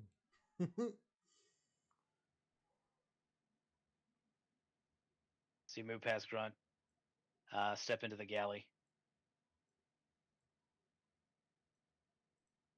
You are confronted with a Nimblewright who has a knife at the ready and stabs you with it.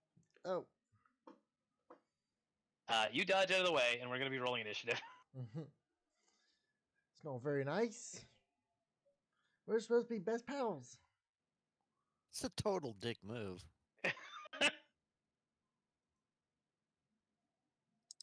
I know everyone who's supposed to be authorized on this vessel, and you're not one of them. I'm a new hire. Didn't you get the memo?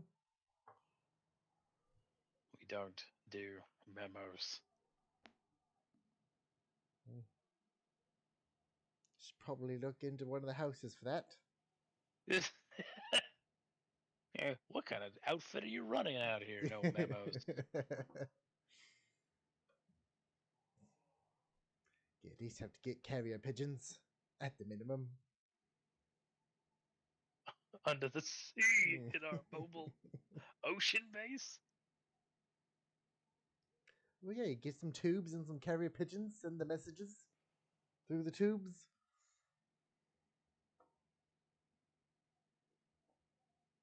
Can we get initiative from a Grunt and a Jimmy? If Jimmy's there, please. I rolled it. It just didn't add me. It looks like it's in the chat window. I see.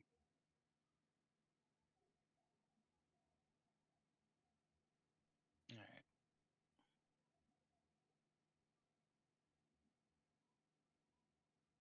I'm not sure why it's labeling you as Grunt 1, but that's fine.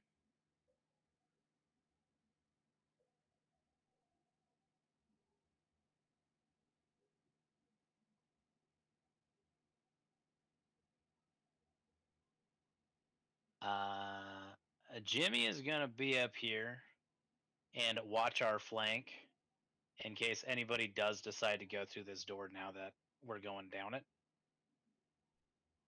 So Jimmy's not gonna roll initiative. So I don't need to worry about him. But should he return, and hopefully Jimmy's player will return, he just need to roll initiative and get himself in here.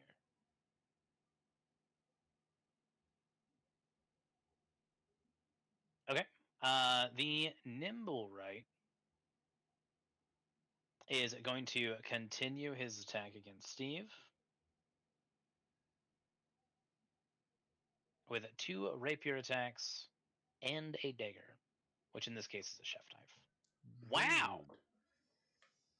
He's being a real prick. I believe, unless you have something fancy, that is Whoa.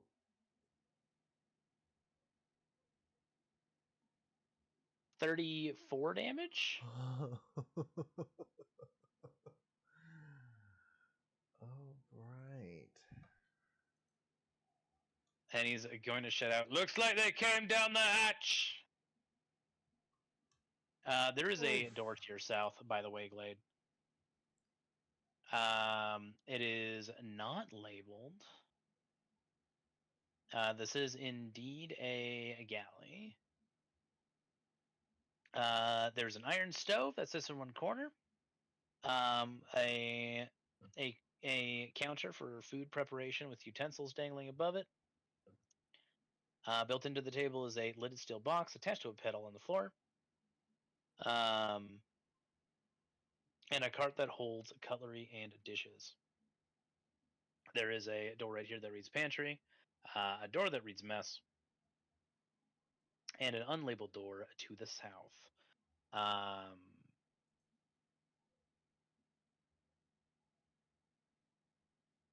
We're going to have someone else roll initiative as well. And that is the Nimblewright's turn. Leo, it is your turn. I guess I was gonna wait for Jimmy, but he's gone. So I'm just gonna start slithering my way down the hatch. Jimmy's here. He just says he'll protect the wine. If he comes back, he's gonna have fun and get past me. But Yeah. So I'm Leo. I'm going to move your token, but Yes. for all intents and purposes, you are the constrictor snake's head.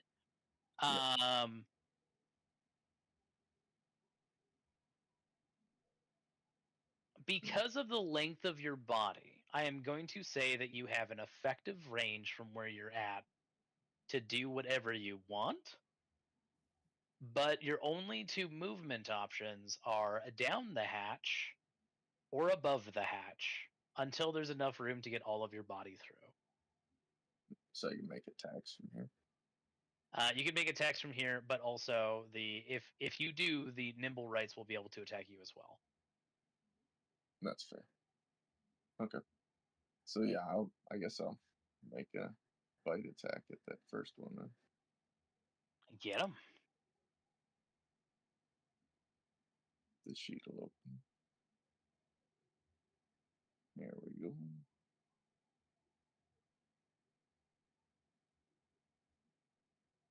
Oh no. 9 is not going to hit. I'm gonna use my inspiration. Do it again. There. That's better.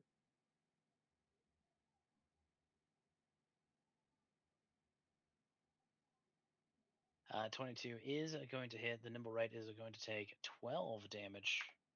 That is magical. I don't know if that matters. It does, and so he doesn't get any resistance. Pierces right through his metal frame. Anything else from Leo? That's all I can do for now. Glade, it is your turn.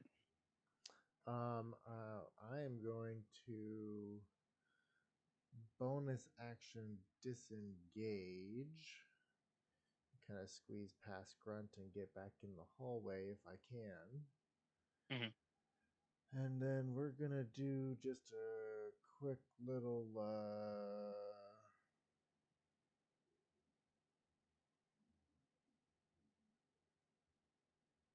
cure. Actually, I'm gonna take an action to do a potion of healing. Very good. Which is regular potion of healing, right? Yeah. That's 10 HP off the hop. Sweet. I am looking mighty fucked. Much better. I believe then that is Grunt's turn.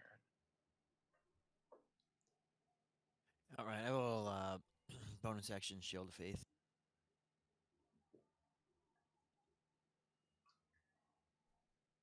Very good.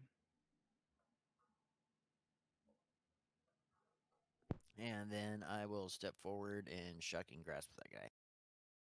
You have advantage.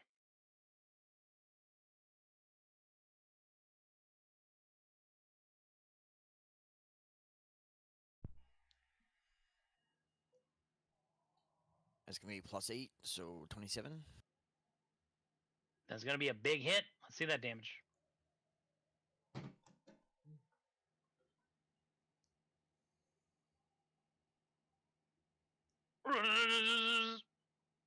Hurts a lot.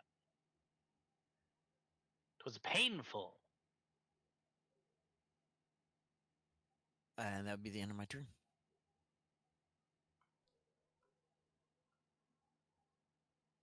Steve, you hear steel being drawn on the other side of the door from where you're at.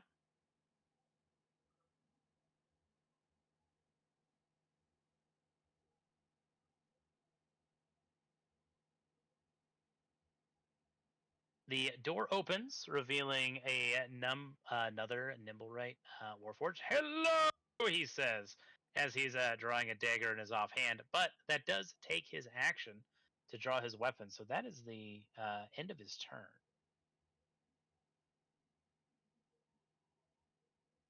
Grunt, you're being attacked by the Nimblewright right in front of you.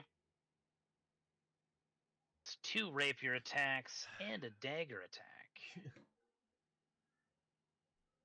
I believe the second rapier attack and that 26, that natural 20, are going to hit. Correct me if I'm wrong, of course. But that does look like that's going to be 20 piercing damage. Was that to Grunt or to Glade? To Grunt. Okay. The guy in front of Glade was still in the process of drawing his weapons.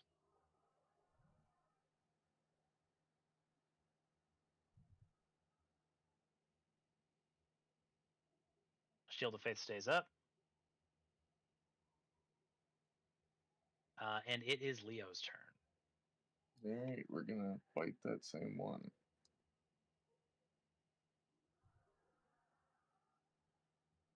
Oh, no. The Nimblewright is going to take an attack of opportunity. Okay. And a miss. I don't know if I can squeeze any further in here. Well, I don't want to block Glade. I guess I'll stay here.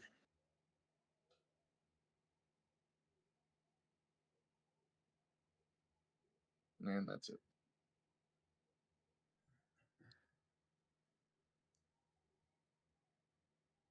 Glade, yeah, you have another problem in front of you. I do, and we are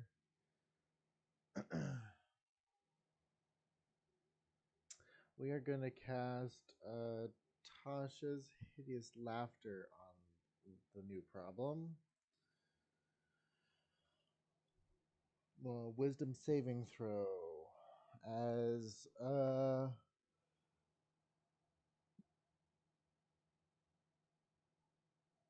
he tells a joke that would be funny, but I can't think of one that's robotic.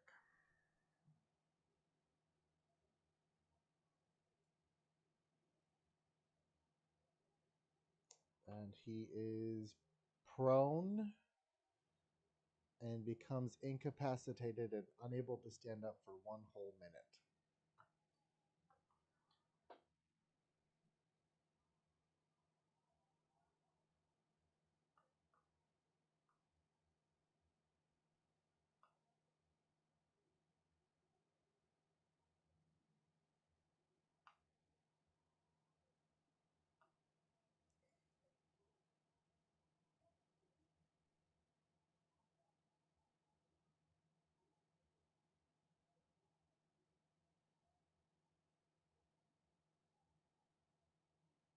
Hey, did you hear the story about the headless robot? According to reports, he completely lost his mind.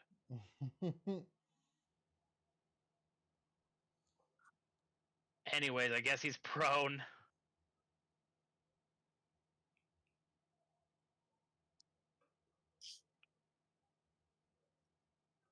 And then,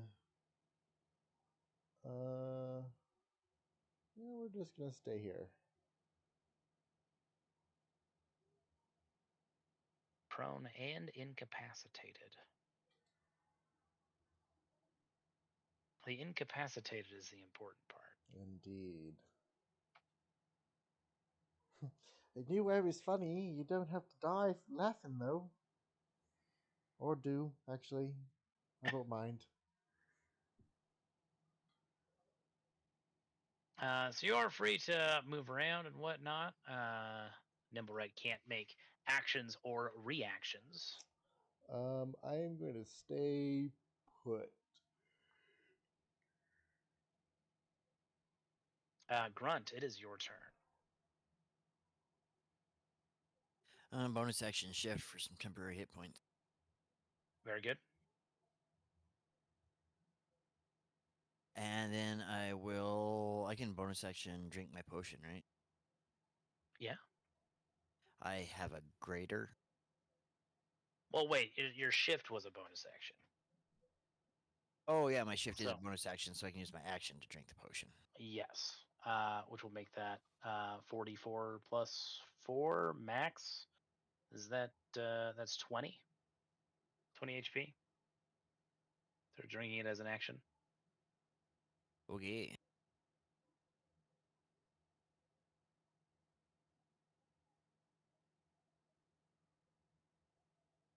Leaving you with a bottle worth 25 gold. Any movement or anything? No, I'll stay where I'm at. That's the end of my turn. Okay. We have a Nimblewright who needs to make another wisdom throw. Wisdom saving throw. Fails, so he's just gonna hang out there, having a laugh. His head is no longer on his neck. Curse this sapience thrust upon us by the morning. There would have been a time where I would not laughed, a chuckle or a chortle or a guffaw. But now that I can think for myself, I have a sense of humor. It's a compromise as a warrior, isn't that funny, old man? Who you calling old? Pardon me. I'm quite young, thank you very much. Judging by your token, forgive me. This other Nimblewright is gonna. This more serious Nimblewright is going to try and stab Grunt. 2 attacks and a third. His third opens him up for an attack of opportunity. That Leo and Grunt can take if you still have your reactions. But all 3 of those attacks are going to miss. It will take one. Yeah, I'll shocking grasp him too. It's Oh, 27.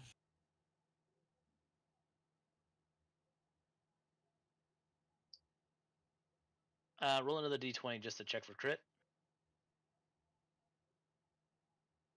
The bite's going to miss. Oh, you want me to roll another d20? Yeah, just to see if it's a crit or not. Because you technically have advantage because he's made it. Oh, yeah, I forgot. Shocking grasp. So that damage is the 2d10 there, the 8. Yeah. Oh, your second d20 just loaded in for me. I see. Roll 20. What are you doing? So that is his turn. Bringing us to Leo. We're going to bite. Very good.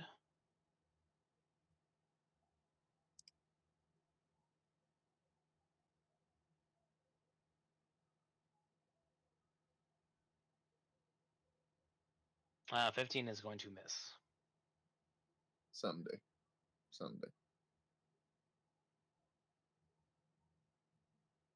And that's it. Glade, it is your turn. All right, and then oh, what does this do? Where are you? That's for a minute. Darn. Alright, I'm gonna step here, and we're gonna do a little pew pew with the crossbow on this guy. 19 is going to hit. So that is going to be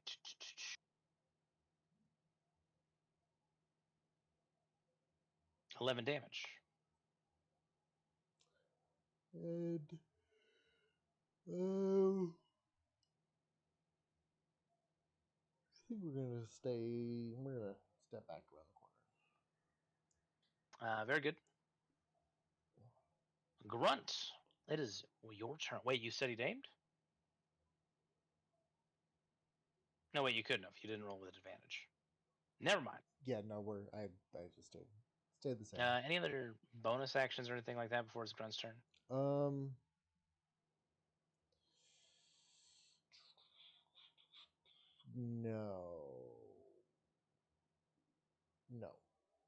we're good. Oh wait. Hmm? There was one. There actually is one that I wanted to try out. Where are you? Where are you? I'm so sorry.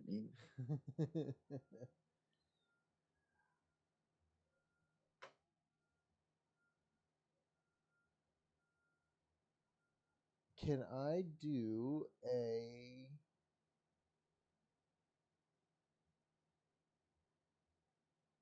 I would like to use my insightful fighting on this guy to basically, he's going to be a copy of everyone else. So I'd like to kind of just do a quick insight check and figure out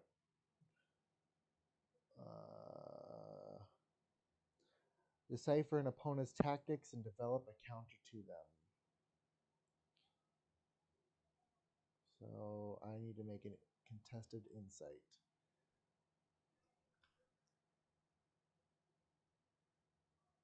You win. He rolled a 3.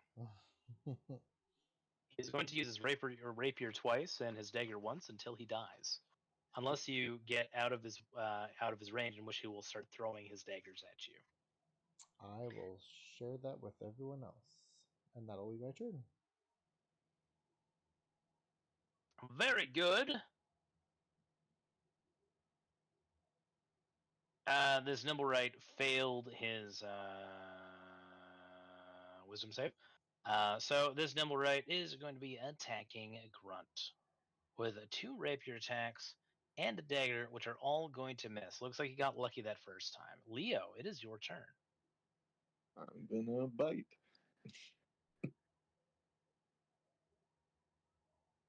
Oh my god. Whatever. He's gonna make an attack of opportunity. He is going to hit, dealing 7 piercing damage to your snake form. Mm-hmm. Glade? Sorry? Going well. Can't hit shit with knife. They have high AC. They have natural armor and a high dexterity. It is me already. So quick. It is. All right. We'll go ahead and do this, and it says, I believe, sneak attack even if you don't have advantage. Correct. So it doesn't matter. So I could still wouldn't matter because I got sneak attack anyway. So we'll do it. Go ahead. And Did do we a skip crossbow. Grunt once? I don't. I Did we? healed once. No, I just had a healing round once. Oh.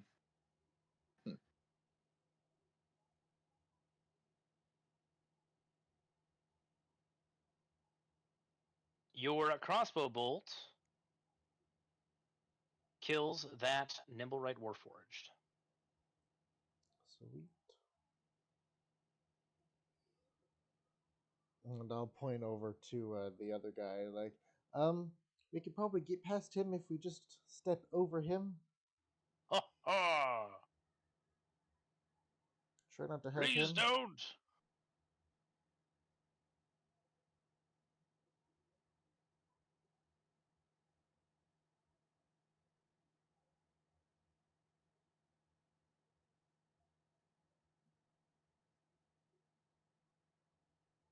And that'll be my turn, because I don't have any bonus action attacks. Grunt, it's your turn. Please Uh, do not. I'm supposed to be guarding this passage to prevent you from coming through, please. do I hear anything from the door to the south here? Yeah, some machine-like rumblings. Like, it's kind of like a massive clothes dryer kind of sound.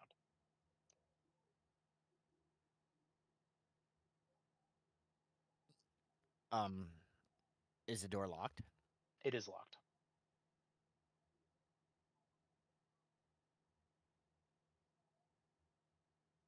Do we want to move over and kill the other guy, or do we want to leave him CC'd for now? Yes. I think we can hold on to him until he Till I wakes up. pass my save, or 30 seconds from now, I think. Pretty much. Isn't that funny? Ha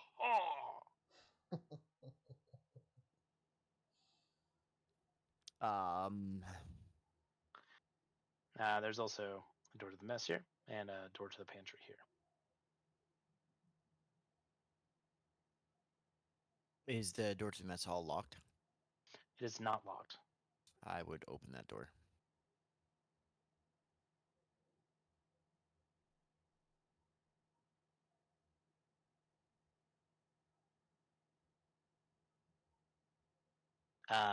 This room is decorated much more nicely than the rest.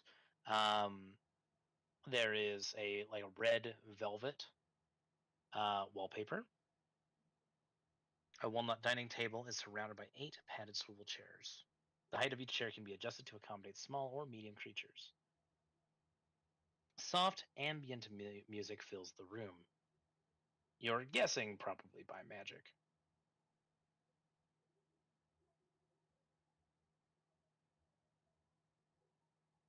There is a door on the north side of the room.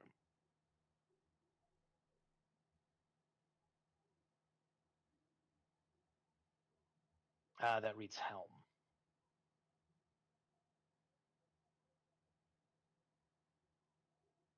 I would relay that information. Door in here says Helm. I'm assuming that's where Jacko is.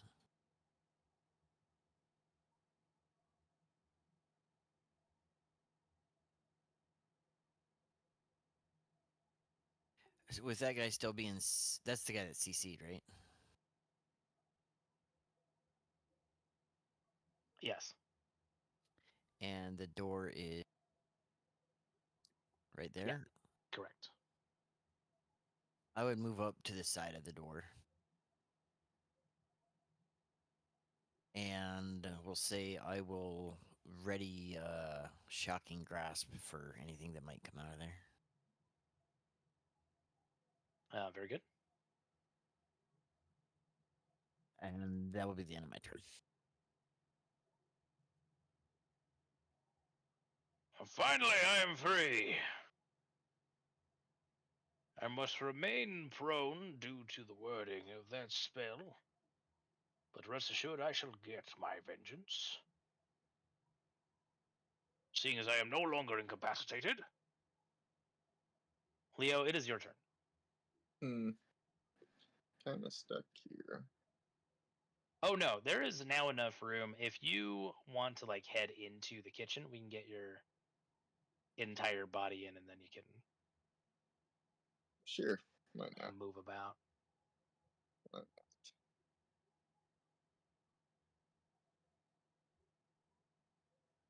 Is that all my movement then, or can I move into there? Yeah, we'll say you have 15 more feet worth of movement. Sure. Just gonna try to get in here. Oh, hello there. So he made a save, right? Yes. Okay, I'm gonna bite him. You have advantage. Woo. Maybe this will work. 17 is going to miss. See? Get off me, you perfidious python! Just lay still. Jesus. You sinister serpent! He snapped on his teeth on the one bite that he landed, and he hasn't told us yet. He's missing on purpose.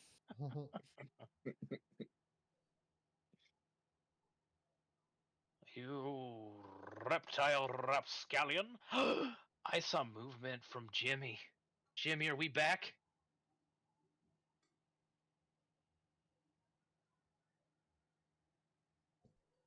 I know. You doing okay?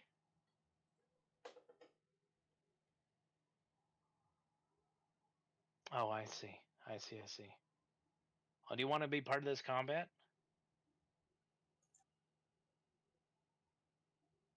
Because we had Jimmy up on the upper deck. I in this like first door just in case anybody tried to flank you guys. Okay, I'll move you down. Roll initiative for me, just so we know where to place you.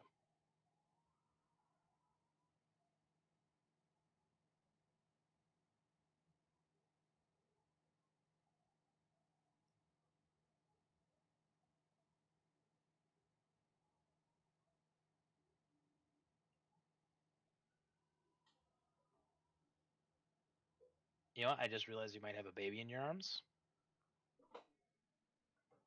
Ah, there we go. Perfect.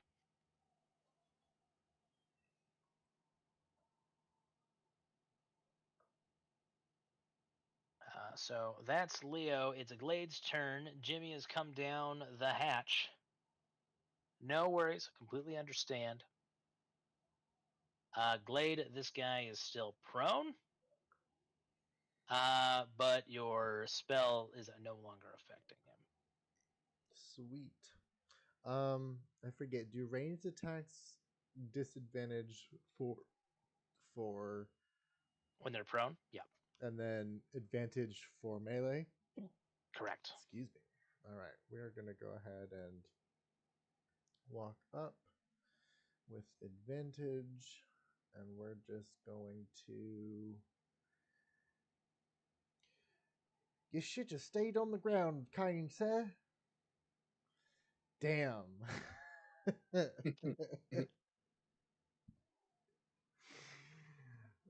This staff is not working for me. I am not built, apparently, to use quarterstaffs. This guy's just hard to hit on the floor. He is. I have an armor class of 18. Well, So I would suggest you work on your technique in your off time, assuming you survive. Don't beat yourself up about it, old chap.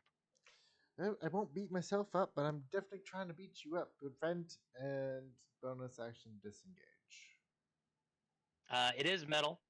Oh, yes, I understand. Responsibilities to the paycheck and all that. You have your bosses, I have mine. It's all business. It's nothing personal. Being personnel? Aha! Yeah. Anyway, whose turn is it? I sure hope no magical lightning-themed rapscallion is about to turn that corner.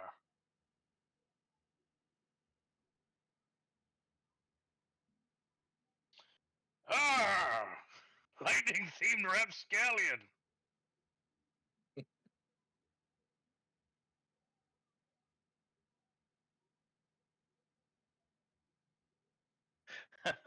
Sorry. Well, that's going to be a hit. Roll a d20 just to double check for crit. All right, very good. That's 11 damage. Blast. Anything else for Jimmy?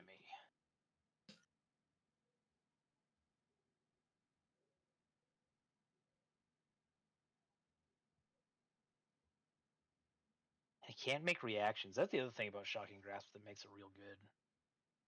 Can't make reactions. Grunt. Doesn't seem like anybody's coming through that door just yet. Do you want to maintain your vigil or try something else? Oh no, I'm gonna move over and smack this dude around a little bit. Get him.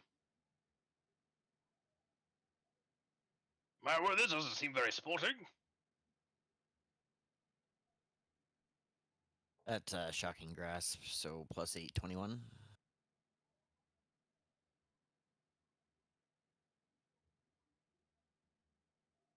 That is gonna hit. Well, I have advantage on it, so I'm gonna just roll for crit chance. Do it. Do it up. Well, let's see that damage. 12 damage. I'm surrounded.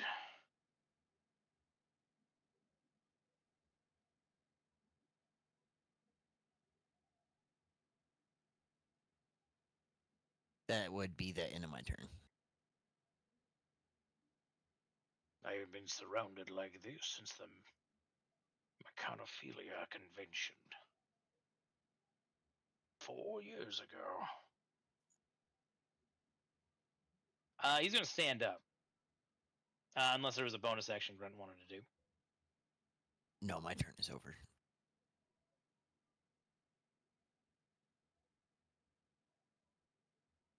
A gig is a gig, young man. After the war, it was tough for everybody, and there's a great number of freaks out there. Not that I'm judging. I paid my rent. The nimble right is gonna get up. He's no longer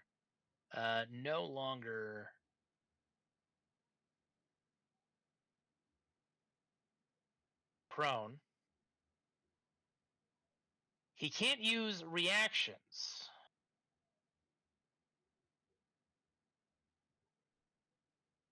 So what he is going to do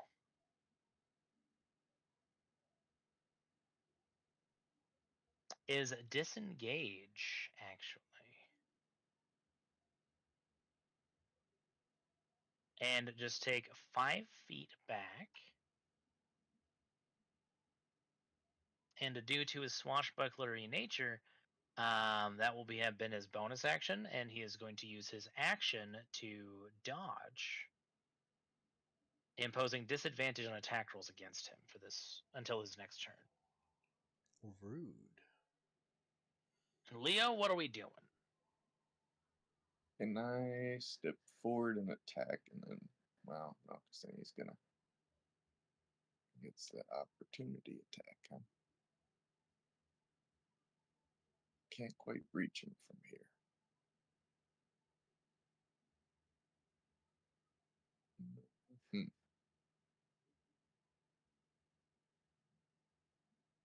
Oh, you can move. You can occupy the same space as Grunt, considering your size and physiology.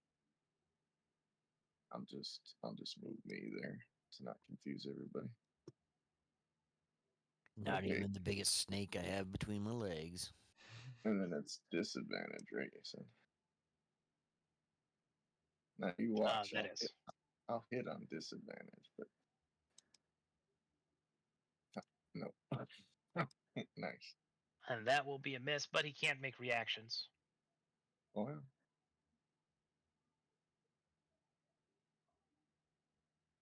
Wait, I think he can, but I already pressed next turn. Glade, it is your turn. We are going to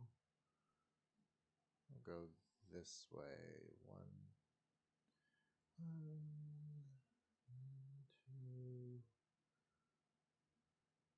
three. Make a perception check for me real quick.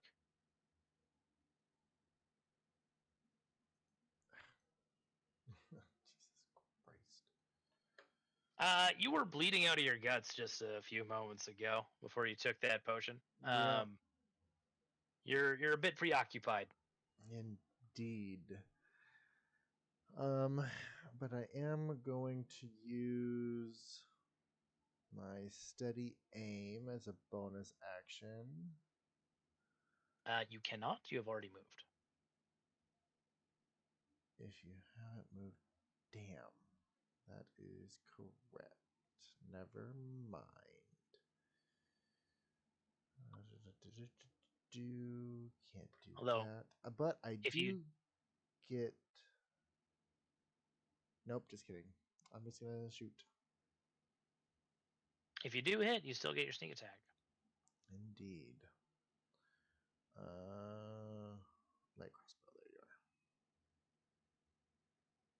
are. That is a hit. 14 damage. Wait, no, he has a resistance. So. It's disadvantage too because he's dodging. Oh, that's right. Oh, that's true. Thank you, Grunt. Go ahead and have an inspiration for keeping us honest.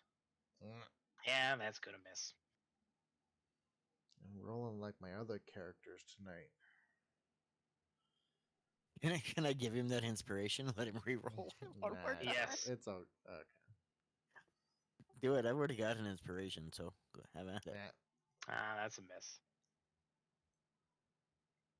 All right, Jimmy. It's coming down to you unless there's more movement that Glade wants to do. No, I'm good.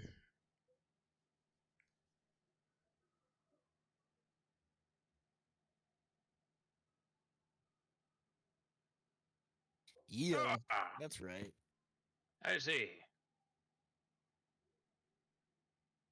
That's 3 missiles, yeah. I've actually learned how magic missile is intended to be used on Roll20, which is why it uses a spell slot. If you have the API going, is that what you roll is the damage each dart does. So if that's 3 darts, that's going to be 12 damage.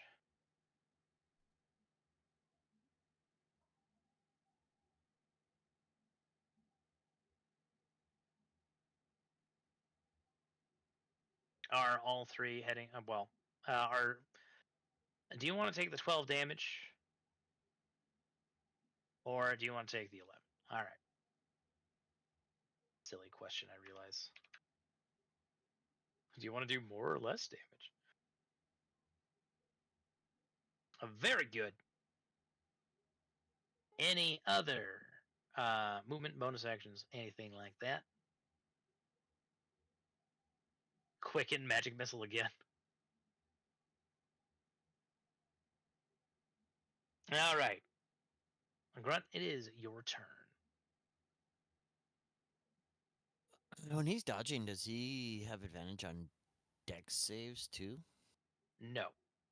He does have an ability, but it's not related to his dodge. Dodge just gives disadvantage on attack rolls, as far as I understand. I'll just hit him with Word of Radiance. That's DC 16, damage 8. Very good.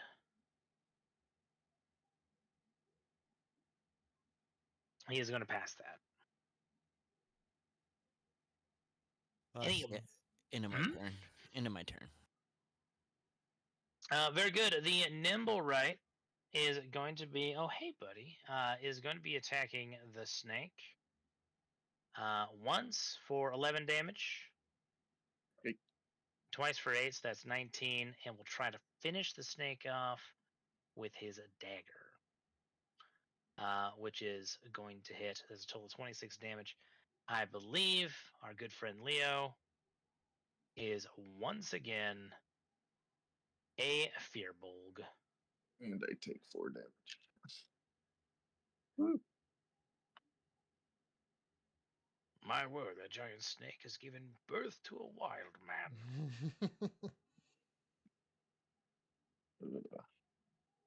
Leo, it's your turn. I wasn't prepared. We're going to forget it. There's rules with doing spells and melee, right? Some of them, yeah. Spells typically have disadvantage if you're in melee, unless you have Warcaster, or some other, or there's some other factor. I will just two-handed spear him. Much easier. Get him. He's also not dodging, by the way, just to make that. Okay. Just making sure before I ignore.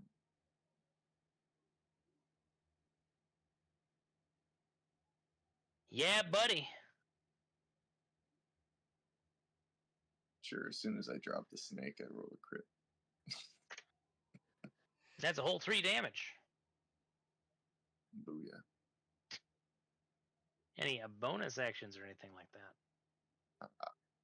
Actually, I have bonus actions again. I am going to bonus action Misty Step over to her. Very good. Any other One. movement or anything like that? No, that's it. Well, Glade, if he got shocking grasp, you don't have to Misty Step because he can't get you anyway. He hasn't been. Oh, okay, yeah, you're right. I'm sorry. Yeah. Right. Let's go ahead and do a. Oh, he's almost down. I'll just shoot him. Cause you're still in. He's still in melee with Grunt. yes. Great. Darn. That is going to be a miss, I'm afraid. And then. Unless you want to steady aim if you don't plan on moving. Yeah, let's steady aim. We'll do that. I'm not moving. Gonna do it again. Nope. That's a miss. It was worth a shot. Oh, God, I didn't intend that. I'm sorry. Don't send the pun police after me. Jimmy. You miss every shot you don't take, and apparently every shot you do take. Oh, no. Jimmy swells. You have advantage. Check for crit. Very cool. 17 is going to kill the Nimble Right.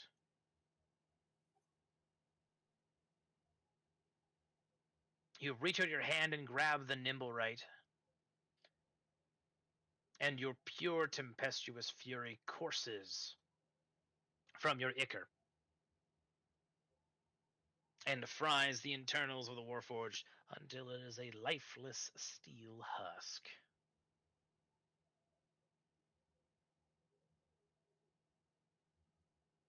And that is the end of combat.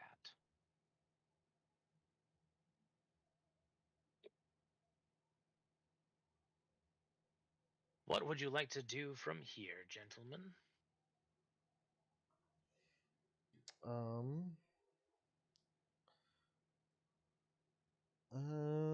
I'm gonna go ahead and do a.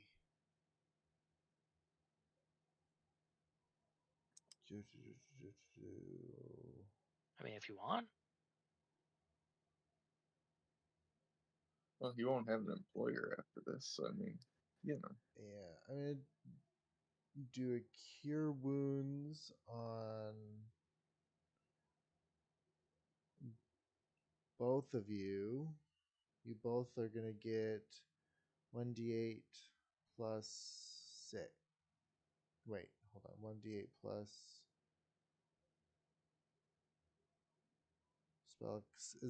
spell casting modifier. Is that my attack bonus? No, it's your charisma score or your charisma mod. All right, so you get 1d8 plus 3. And then since I cast it twice.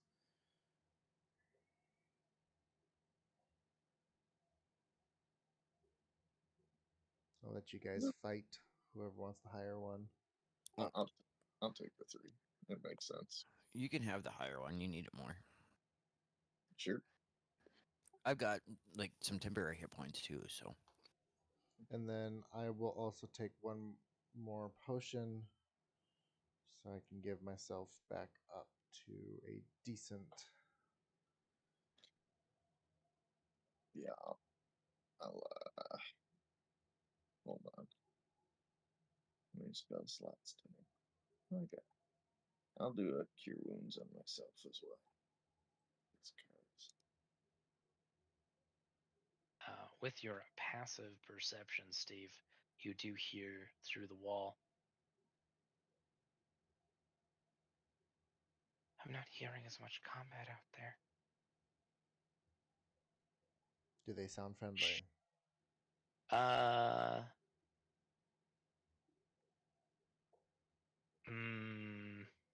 Insight?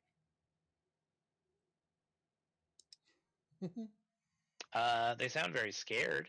They do sound like they definitely do not want to engage in combat. They sound like this is all very, very unexpected. Okay. But also a little bit exciting. Okay. I'll go. And does it sound like it's coming from the wall, Yeah, it sounds like it's coming from the pantry. the pantry? I'll go ahead and walk over to the pantry.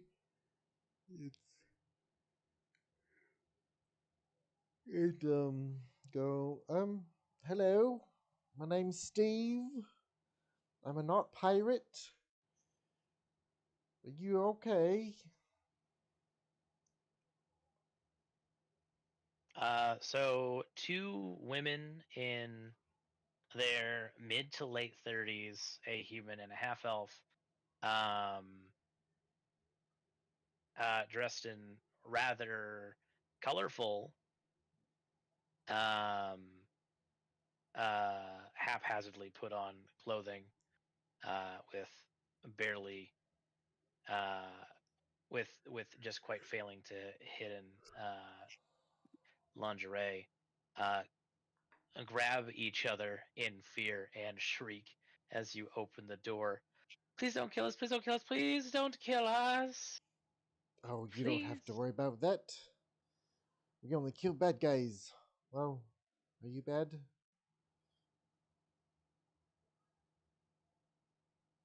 Nah, you're too pretty to be bad. I'm Steve, the pirate. I'm new. We're performers in the circus.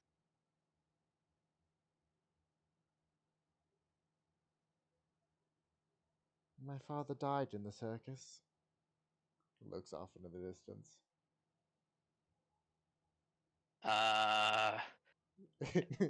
Persuasion or deception, depending on whether or not this is true or not.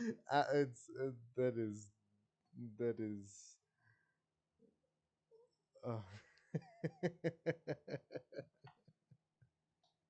Steve's dad did die in the circus. Steve or Glades? Steve. Okay. They both like take a moment and look at you and, oh, poor dear. Jimmy whistles. Jimmy, do you like enter the kitchen, like the galley?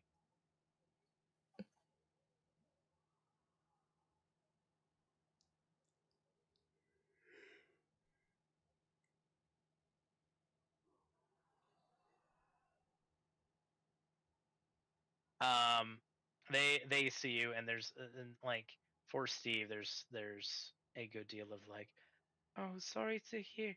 You know, you do sort of have the energy of another carny. Oh, that happens sometimes, sweetie.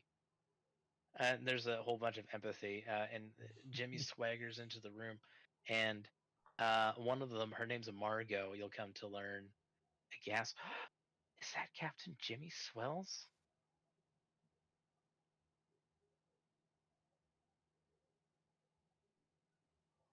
Terror on the High Seas and the Boudoir.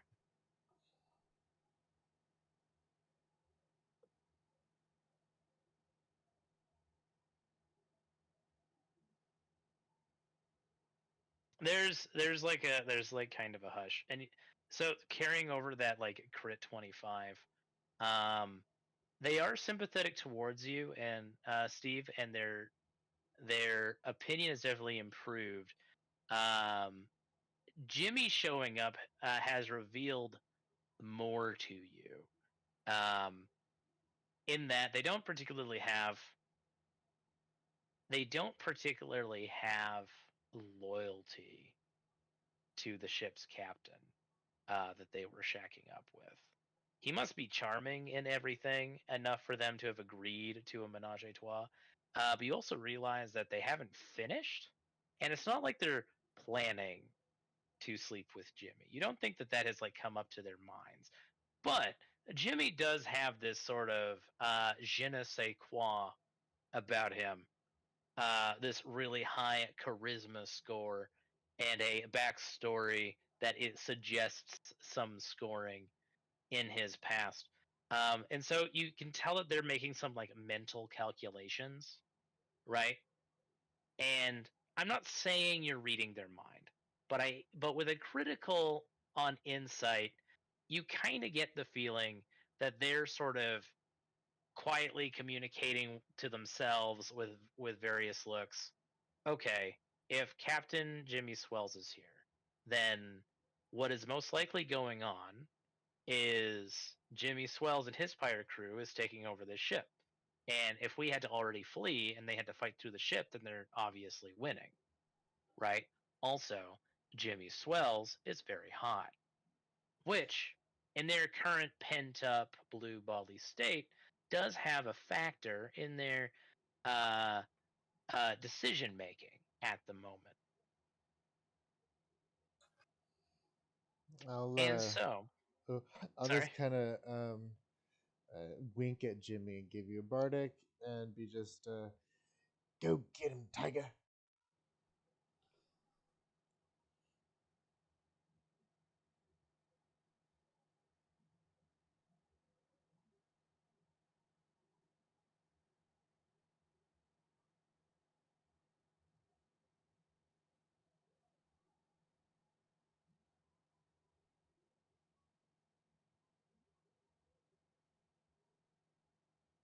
Oh, he's at the command deck, but you all seem so tired and beaten up, and he is a demon, we say. Yeah, that definitely succeeds. And like Margot like latches herself to your arm, Jimmy. We can help if you're here to rescue us. And her eyes go like really big, and she like bat her big eyelashes.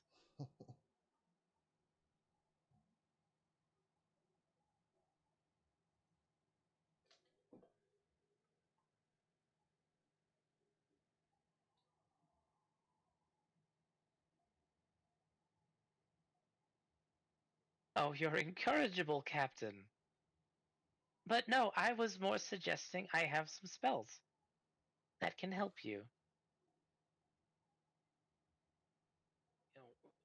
When Cat hears about this, he's gonna be so pissed off. It's called catnap.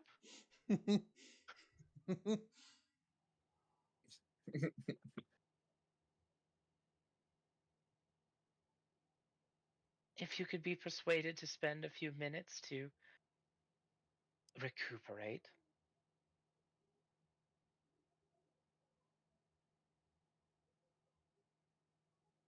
Oh, my best offer's still on the table, but you have heroism to do.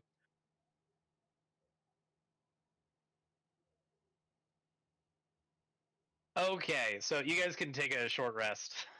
She casts catnap for you guys.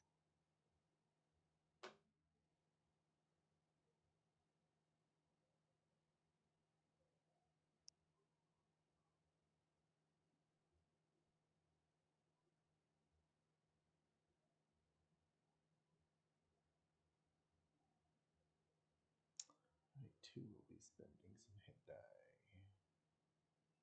Oof. I forget, your home rule is we re-roll ones on the hit die, or is that just for leveling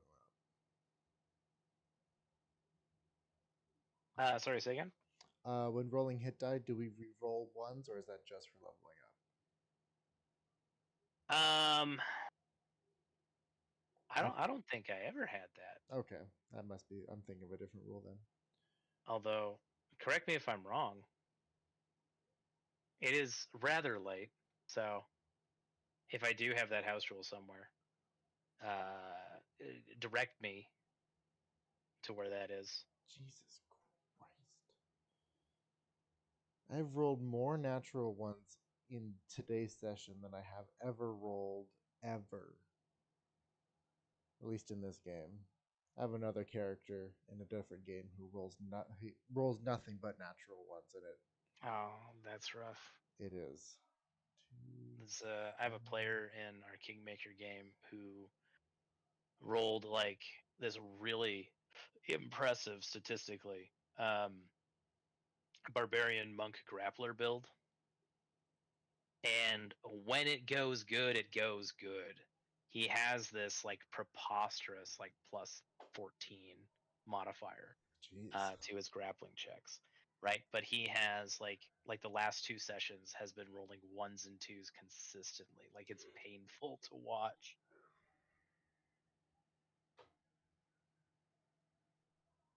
Well, I get my wild shapes back. Oh yeah.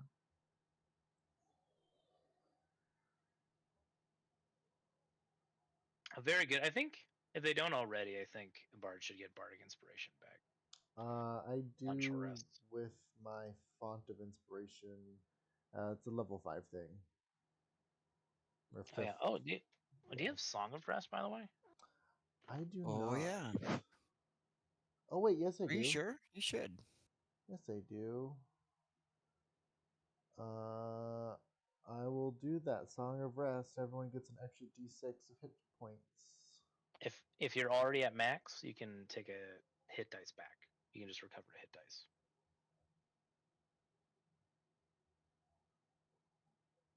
Mm.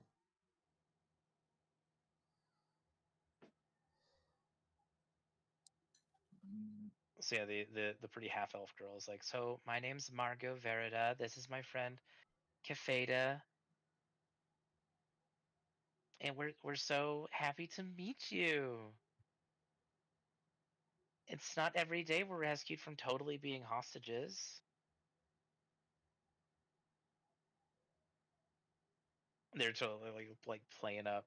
They weren't hostages, but you know.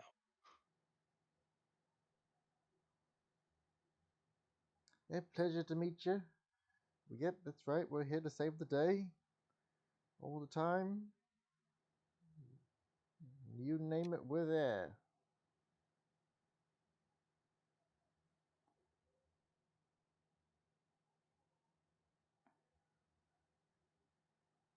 Oh, your crew is so charming, Captain Swells.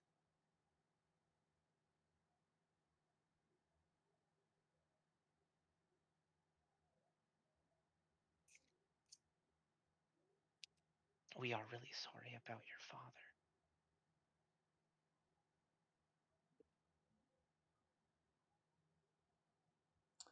Oh, it's all right.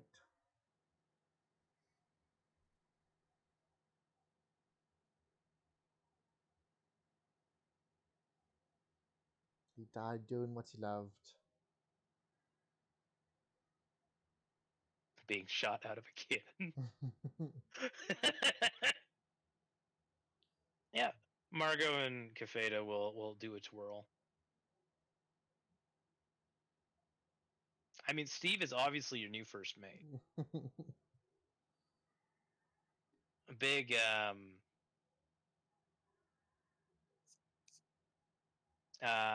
what's his name? The first mate of like Doctor Hook. Oh, Mr. Smee. Mr. Smee. I feel like Steve can have really big Mr. Smee energy.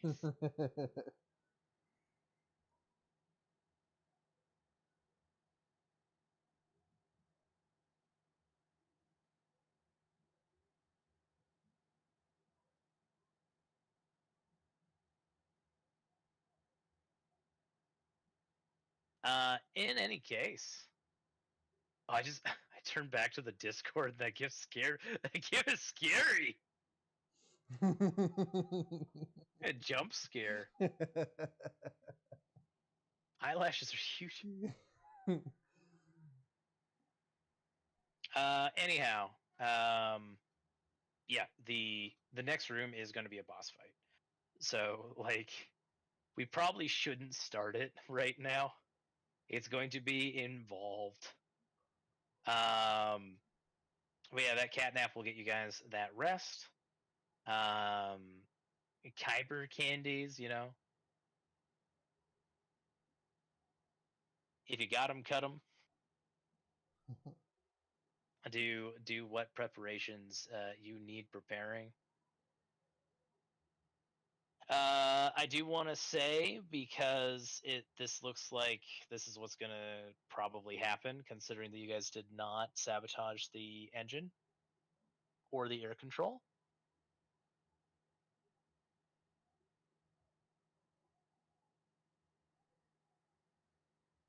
If you guys win, then you are both getting a pirate ship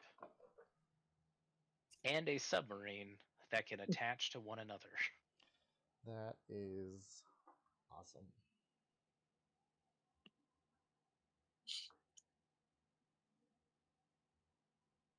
I just remembered we have a mecha beholder somewhere too. You do. You might be able to do something with the mecha beholder to upgrade these vehicular outfits. I just want to say that the submarine on its own. Actually, let me double check before I start just promising shit.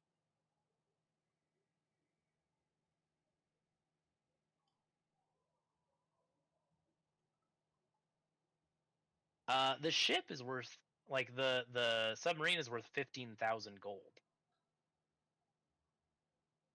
Just on its own. The submarine is 15,000 gold. Just out of curiosity, does it have any like house markings on it or anything? Is it dragon mark associated? It is not. It doesn't even run on an elemental core. It runs by pure artificery, which makes it not as fast as some other submarines. But it does mean you do not require someone from House Lyrander to operate it. Pure artificery, baby. It is drow artificery. Umbragen drow, to be specific.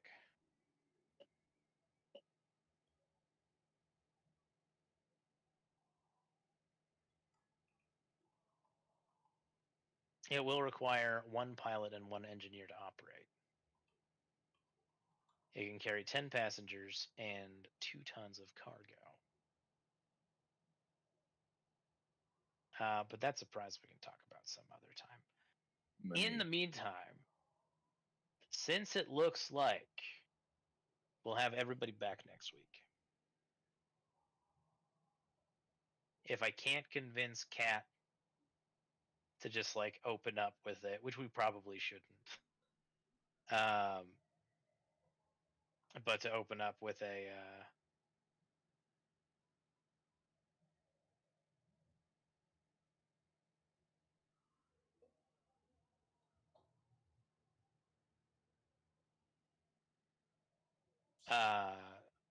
hireling session with literally everybody, I am going to leave the map on our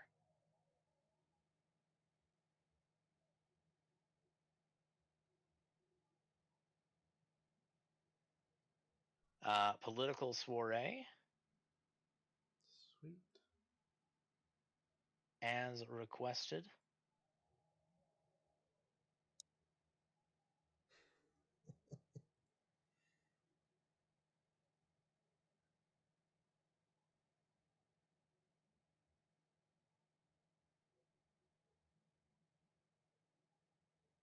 Now that I'm requested, I'm gonna forget to get in here and check it out.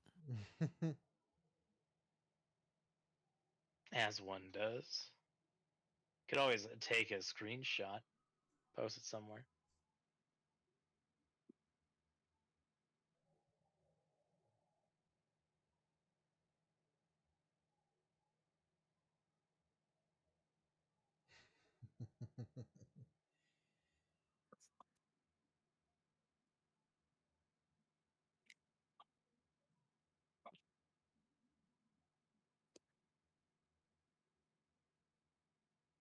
But yeah, if you don't get like an official if you don't get an official like Eberron wiki hit, if you're searching any of these names, you can go ahead and assume that they are either a previous Players of Mine character that I'm giving a cameo, or they are related to another character. For example, for those who are looking, we know Hadrian to Kenneth, for example. Merrick's to Kenneth is a big deal. Hadrian is Merrick's son, right? I'm not gonna immediately spell out. That might be more fun to figure out as we do this social puzzling next week. But in general, if sorry, week after. the week after. Why? What's happening next week? Oh, never mind. I'm 1 week behind on the birthdays. Yeah, next week is our last session before my break. So we'll be playing next week. Yeah, if you don't get an immediate hit, then there might be a relationship with somebody else. Didn't you have a list of Or- them that you asked us not to look up? Like the new Vareem was one, because that's one that we're here for. I think that's the only one. Okay. But also if you look at Vasily von Holtz and Lisa von Holtz, I don't recommend looking them up, but you can. But those are two characters that whatever you get by Googling them, there is no way your characters would know that information. With everybody else, that's kind of a lot of it is common knowledge. Like the first paragraph or so of those wiki pages is like common knowledge. I trust you guys to use like your judgment to look at those wiki pages and be like, would it be sensible for my character to know some of this? Right. I trust you guys.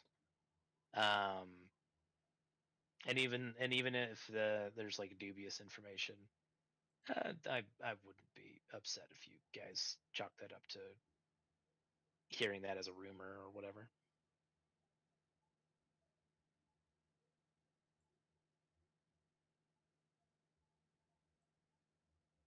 Yeah. Do we have any questions or comments or compliments for tonight? Because I think this game went great.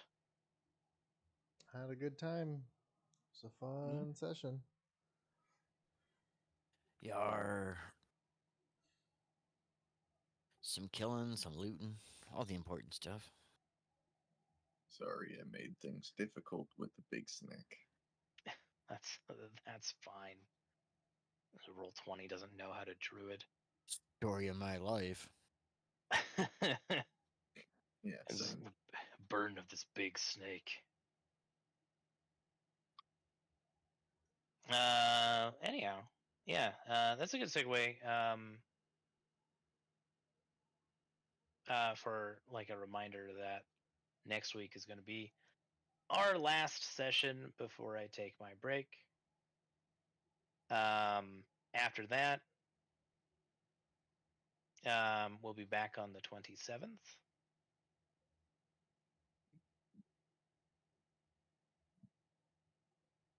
Hopefully, we'll have a lot of fun with this more city-centric, more directly Eberron-related content. And then after that, we are officially entering the third act, where things are going to get nutso. So whatever game-breaking, exploity, sort of nonsense you guys are thinking of bringing to the table, I will say straight up, I am going to make those fights hard. Noted.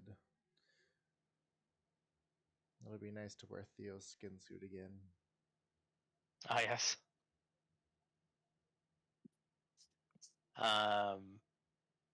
But yeah, the last time I ran this campaign, it was in Act 3 that we had our highest density of character deaths compared to the beginning. Last time we played, a couple players died in the beginning, a couple players died in Act 3. So I don't want to hype it up too much or cause any concern or fear or anything like that, but it can be tough. Sounds like we are rolling up those second sets of backup characters. All kobolds, right? We agreed? Yes. Okay. Only if you can have the ones with pack tactics. Don't they also have sunlight sensitivity though too? They do. Sunglasses exist. That's why there's the submariners. A crew of aquatic submarine-bound cobalt pirates that renamed the submarine the trench coat.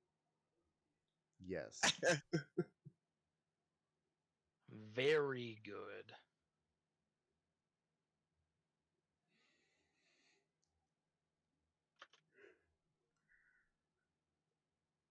Alrighty, y'all. It's late. It's my bedtime.